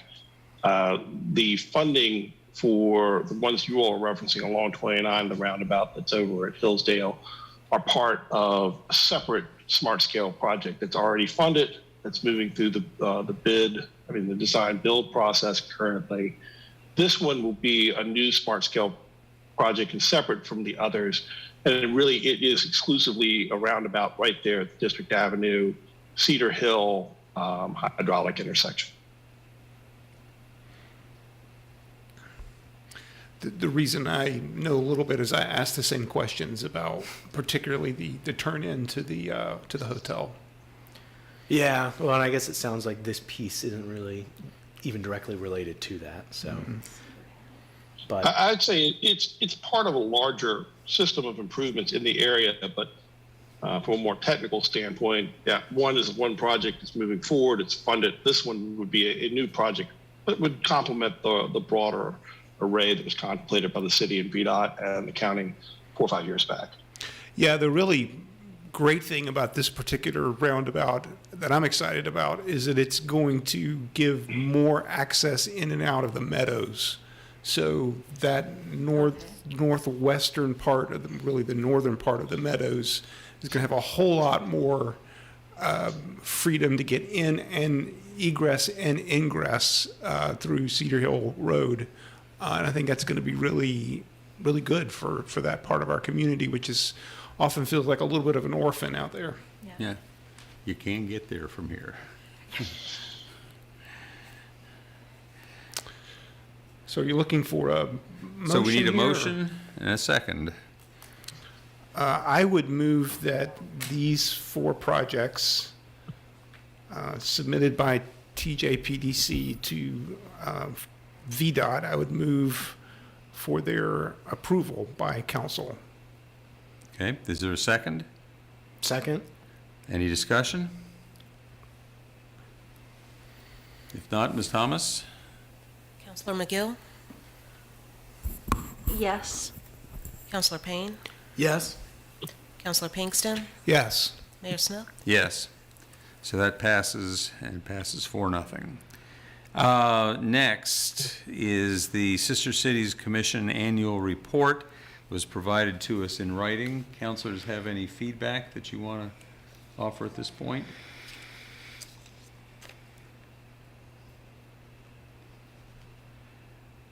No. I will say the only thing that I'm a little unclear, and maybe I was just not understanding the report well enough to know, I'm a little unclear about where we stand with Wewe Tenango. So a positive rapport was established, but that doesn't sound like anything is happening yet. Does anybody know any more than that? Okay. There have been some grant projects that have connected the two cities, but as far as formally, they still are considered a friendship city. Not yet? It's a 3-year process to determine whether you want to move forward as an official sister city. Is there a next step that we have to take, or is it the ball is in somebody else's court? I think it would be up to the Sister Cities Commission to present to you their findings, and then you can decide at that point. All right. Okay. Any other questions or comments about the report? I may touch base with Damon Irby and find out what they think is going to happen next with Wewe Tenango. Okay, are there any other business items for consideration? Nothing else on the agenda. Councilors, any questions for the city management to follow up on? I appreciate the follow-up that you gave us on a couple of matters from last month. That was helpful. I did want to add one thing, if I could, Mr. Mayor. Sure. A few weeks ago, I received an email about a wreck that occurred at the corner, near the corner of Trail Ridge and Shamrock.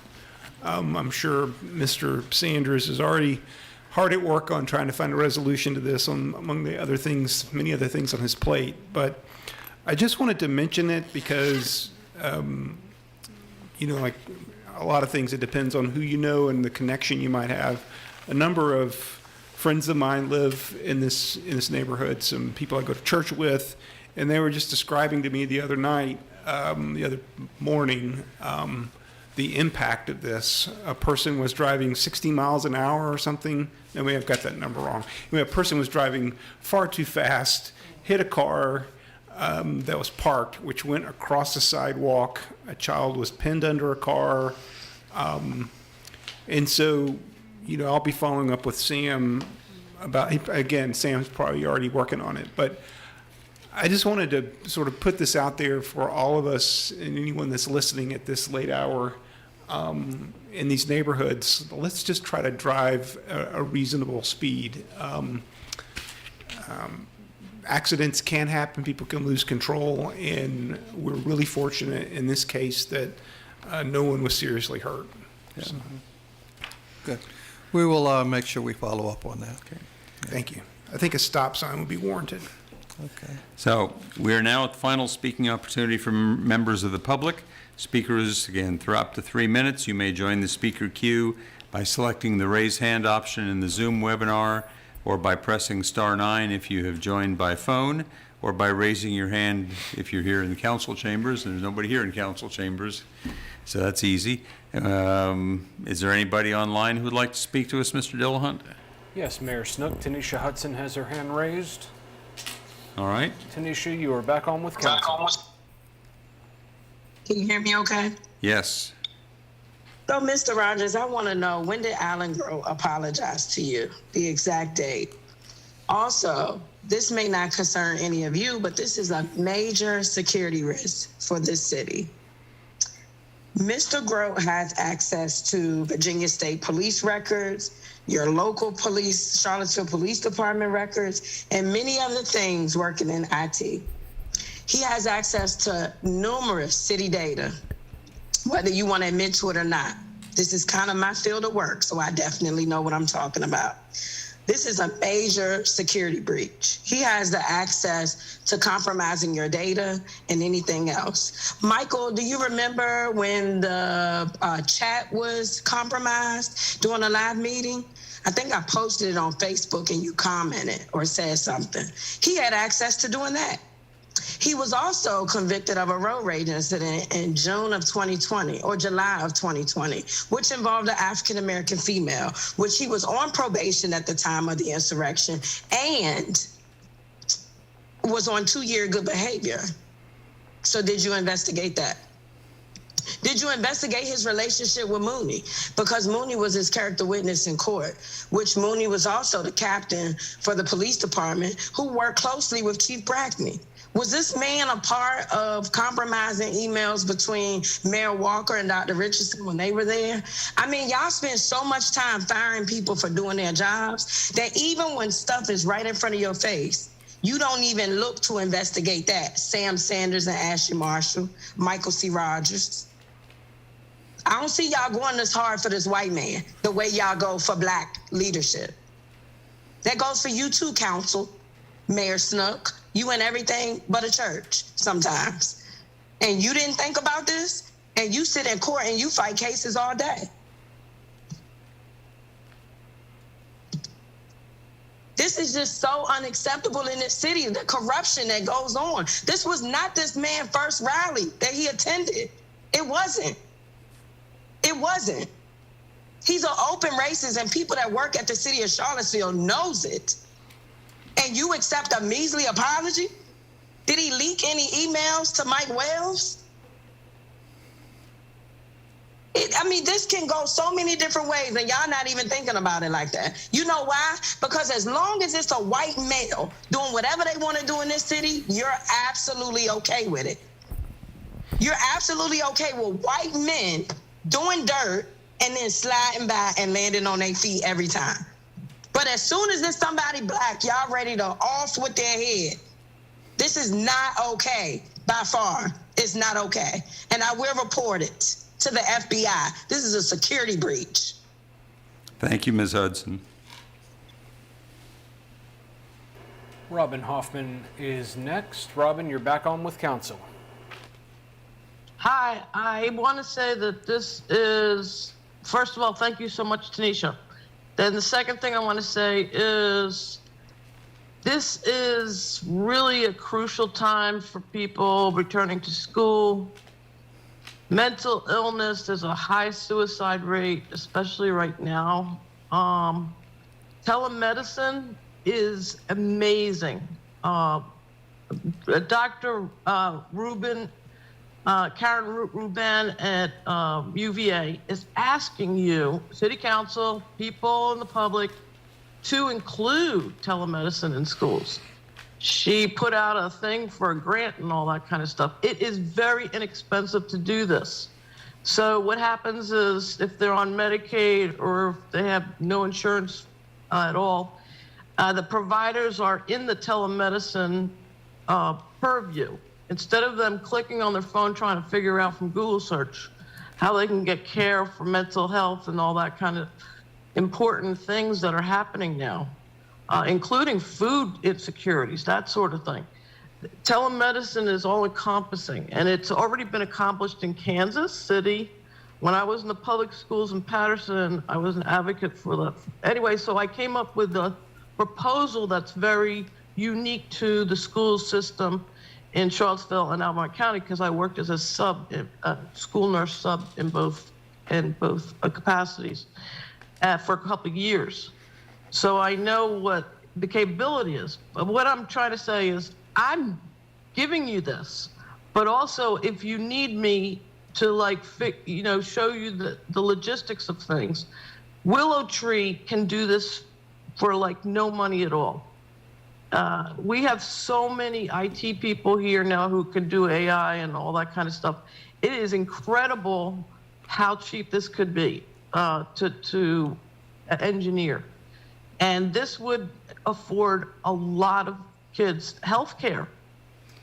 I mean, you don't have to go through an insurance company for that because you would have the school board approved providers accessible through the internet, through the telemedicine system, which would be secured by the school board and the parents and everybody else. Anyway, I think I'm talking too much, but I just want to say, please look into telemedicine. Karen Rubin at UVA is asking you at telemedicine. She's the cardiologist, pediatric, but she's also the head of us. And she's asking you to tap into the grants there. Thank you. Thank you, Ms. Hoffman. Ange Khan is up next, and you're on with council.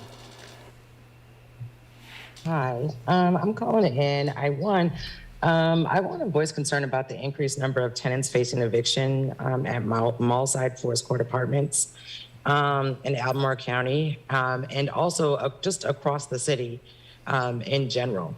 My question is the city in discussion with Albemarle County in providing eviction relief funds, such as prevention or whatever through the Pathways program?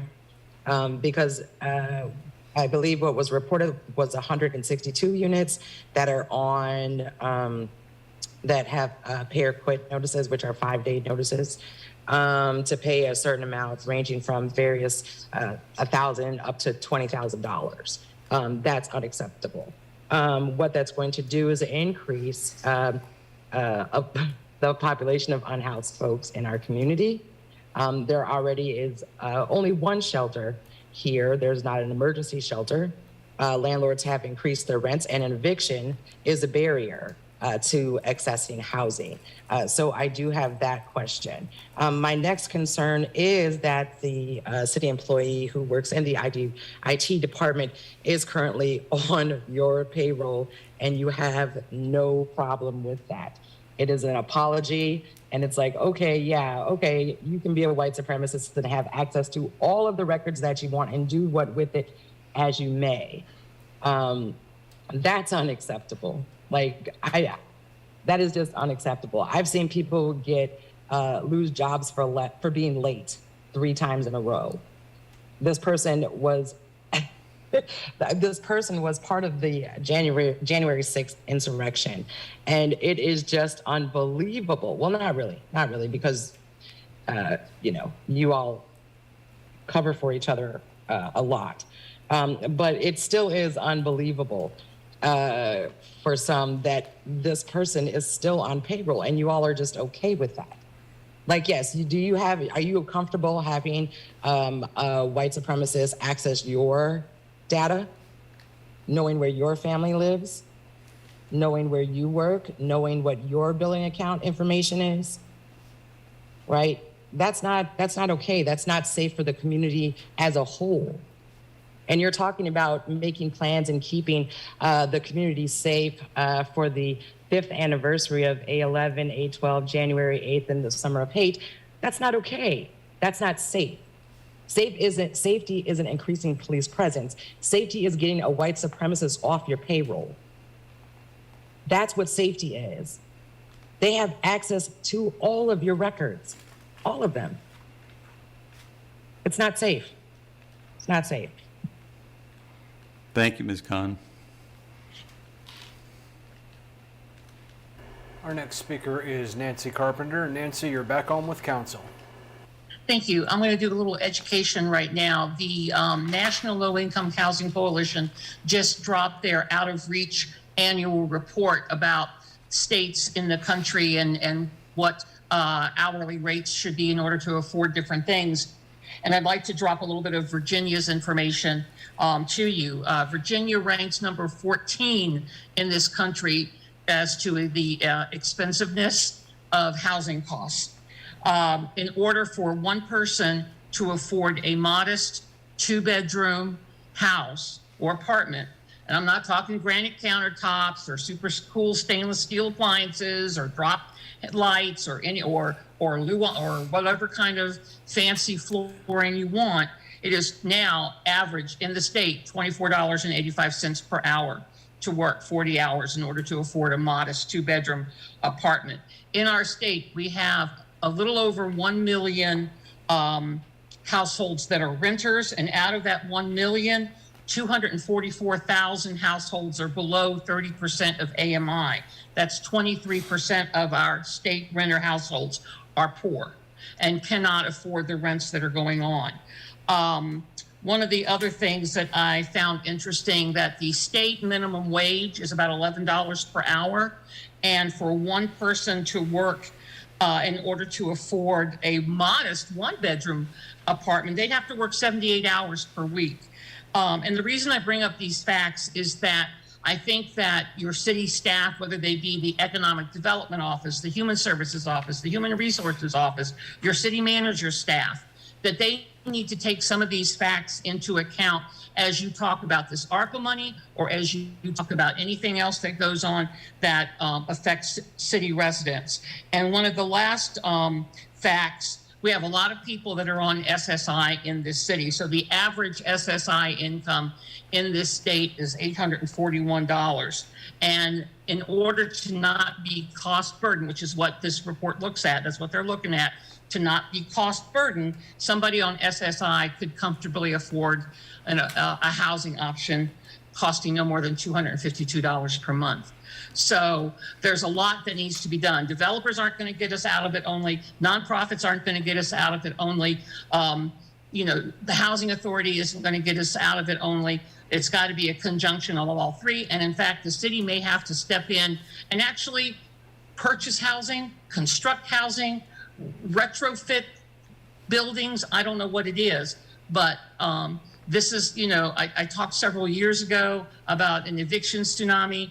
Right now, as some people have said, that, and you all know, what the challenges are, but I just thought this report put it really succinctly and, in black and blue on my phone. Thank you. Thank you, Ms. Carpenter. Katrina Turner is up now. Katrina, you are on with council. Hello, I'm back again. I just need to point out a few things in the little packet that I gave you all earlier tonight.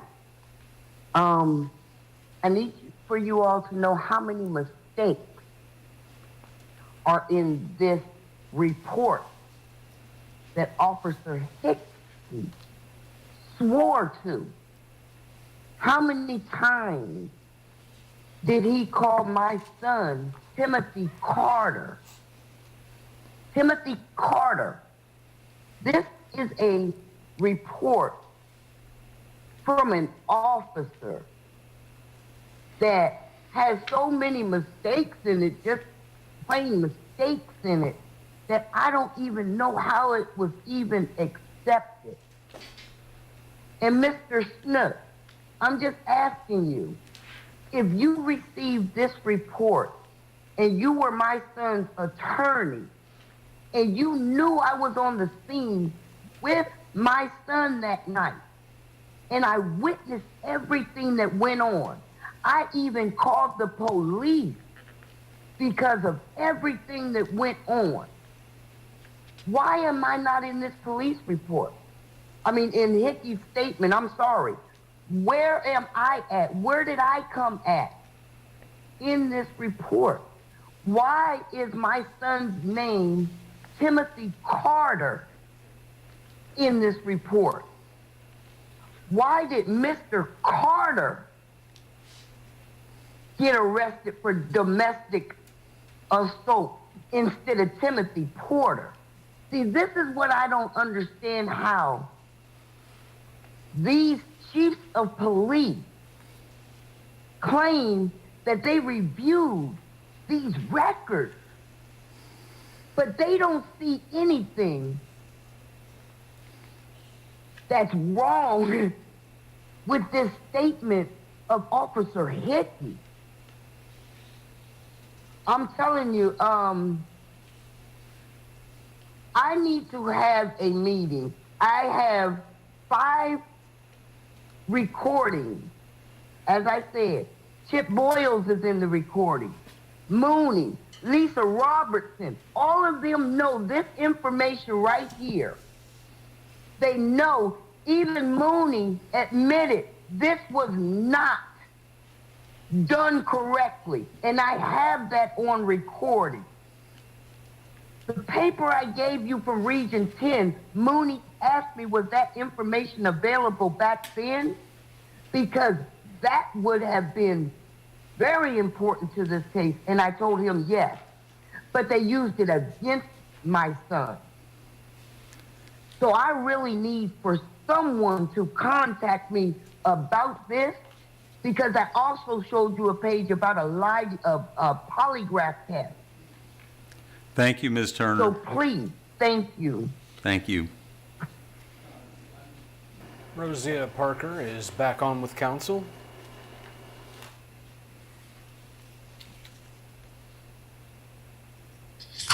Yes, good evening. I'm back again.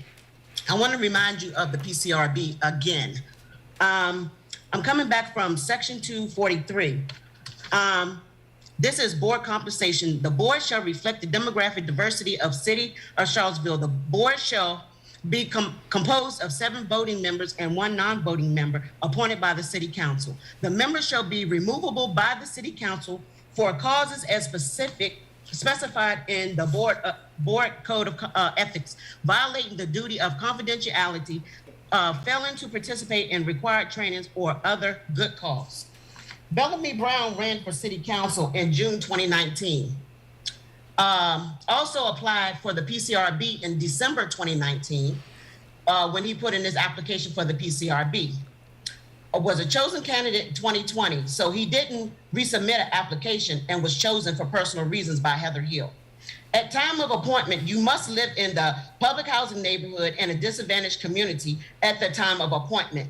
Mr. Brown grew up in Venable area, and his interaction was not with Charlottesville Police, but Fairfax County. December 21st, I was the only applicant who applied for the position of the PCRB again. Mayor Walker told Lloyd Snook that it was a violation. So as it being a violation, and we are the people as a community created this PCRB to govern Black and Brown communities, especially the PH public housing in the disadvantaged communities. So with that being said, Lloyd, you are a person who made this PCRB yours. This is not the community's PCRB or now PCOB. This is your PCOB. This is for men and women that are getting ready to come out the penitentiary now due to this new law that Lloyd Snook, you put majority of them behind bars. So with the government that we have actually have put in the resolutions and the things that we took time to go to state, Senate, and all of these things to be able to get these bills passed that nobody on city council, nobody on the PCRB stood up or engaged themselves in learning really what it was or worked hard to be able to accommodate the community about the PCRB.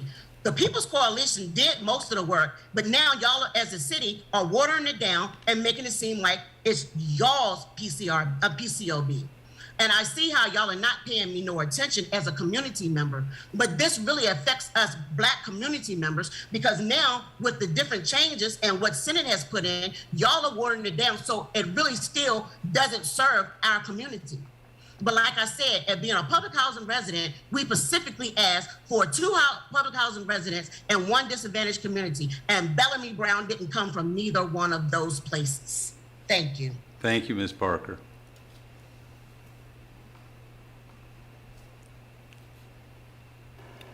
I see no additional raised hands. I guess a last call for folks on Zoom. You can click raise hand or *9 if you're joining by phone. Joy Johnson, you are on with council. Hi, good evening.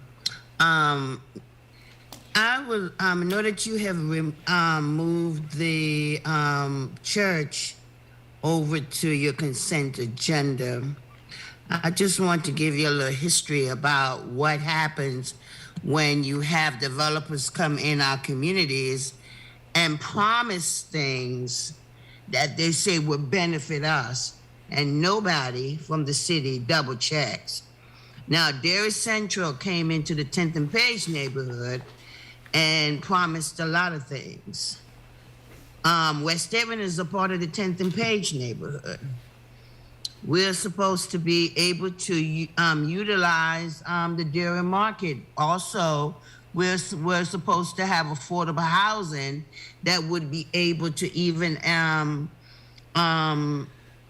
serve our folks. That didn't pan out the way it was supposed to be. You developers built those units on West Main Street and said the same thing about affordable housing. That didn't pan out either. And now that historic church, when they met with us, we talked about making it like a learning center so that the community, the kids from the community could use it as a space where they could do homework and stuff like that. Now I'm hearing something totally different, well, the way he served it is multi-purpose use. Who's gonna check behind these developers once they come in and promise things, and then when it's approved, they basically change what they want to change? Chris Henry and all of his goons came into the 10th and Page neighborhood, promised a lot, and it didn't pan out to be what he promised. Same thing is going to be with that church. The same thing is going to be with the church. Again, I know it's on your consent agenda.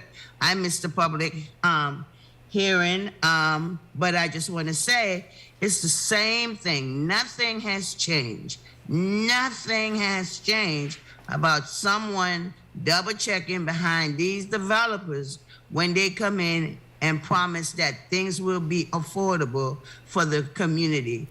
I wanted to let you know there's a lot of rental units in, there's still some rental units in the 10th and Page neighborhood, and public housing is in 10th and Page neighborhood.